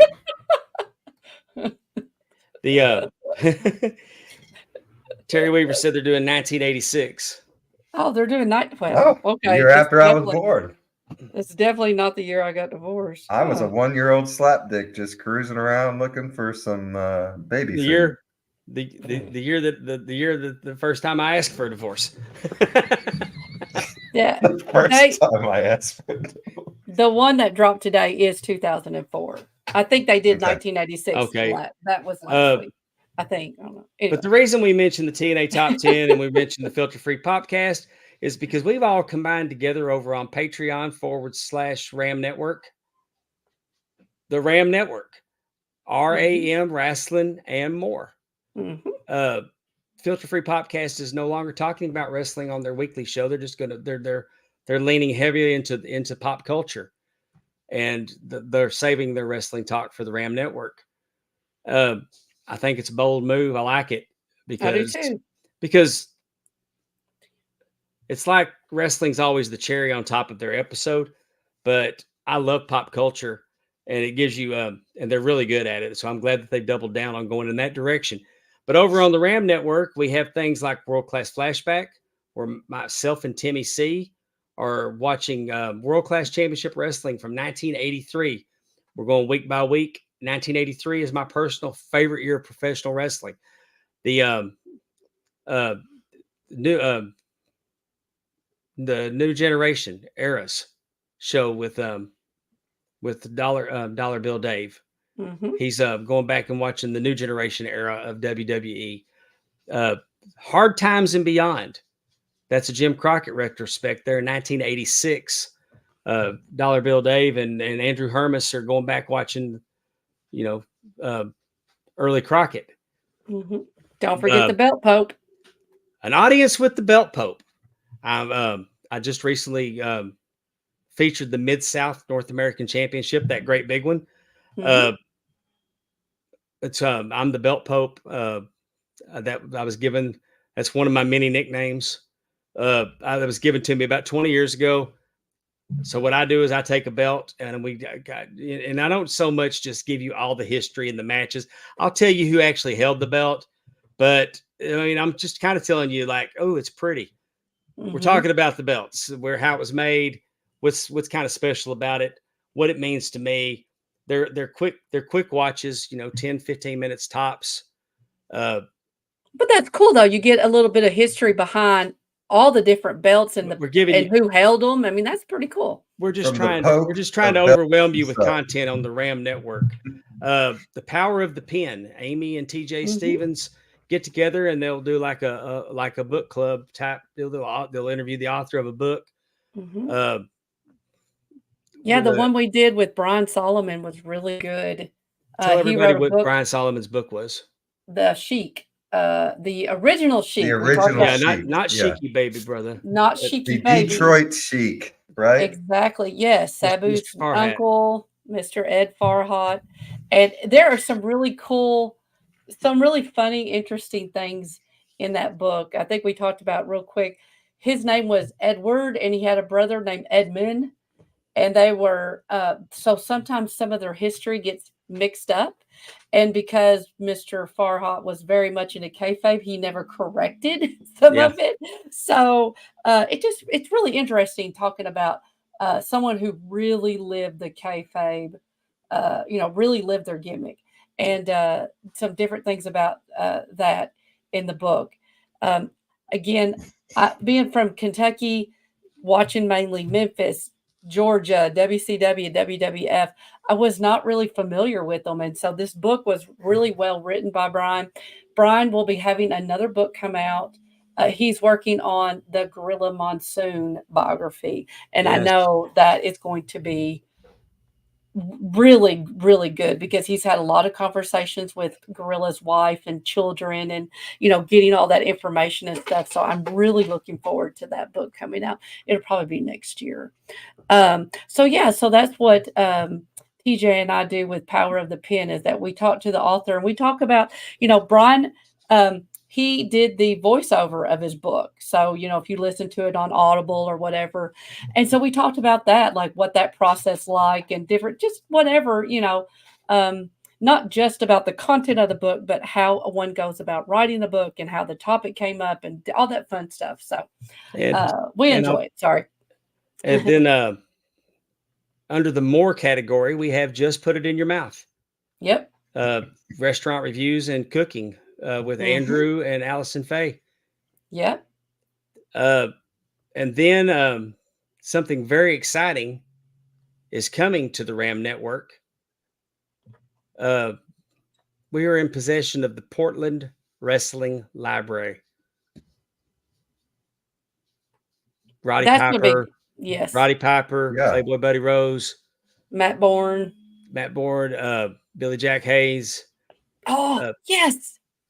I mean, there's anybody that Roddy Piper, everybody that Don Owens promotion up there, and And that was a very long running promotion, so and again, we're gonna do some really cool stuff with the Mhm. Pacific Northwest Library. And definitely. that is a very integral promotion or territory, I guess, Beck, you would say, that doesn't get enough talk. And I think there's a lot of unknowns You know, we know a lot about Memphis. We know a lot about the Texas guys. We know a lot about the Florida guys and the Carolinas and even the Californias. I don't think that the Dono and stuff gets Well, talked about and explored enough. and y'all know how I Definitely. am. It always comes back to the Von Erichs with me. Mm-hmm. Uh, when they had the idea for Lance Von Erich, Ricky Vaughn was sent to the Pacific Northwest area to learn how to wrestle, Mm. and he eventually became Pacific Northwest champion. Oh, So cool. Lance Von Erich was Ricky Vaughn in the Pacific Northwest before they brought him in to be Lance. Cool. I think that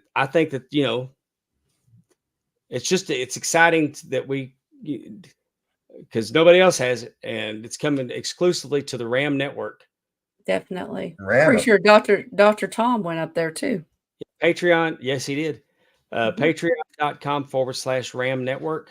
And how much is that, Dave? $10 For a people, month. that's what I thought. $10 a $10 month. a month. So you're talking about 2 coffees throughout the week, And we're that you can get interactive for the too. whole month. We're interactive too. Terry Weaver's doing a show called I Was There. Mm-hmm. He's got a spreadsheet where he's putting it all down to the wrestling's biggest events that we actually attended. But we call if you join the Ram Network, we call y'all Ram Heads, and we will reach out to the Ram Heads to share, and you can be on an episode talking about that you were there, and we can get your perspective of it.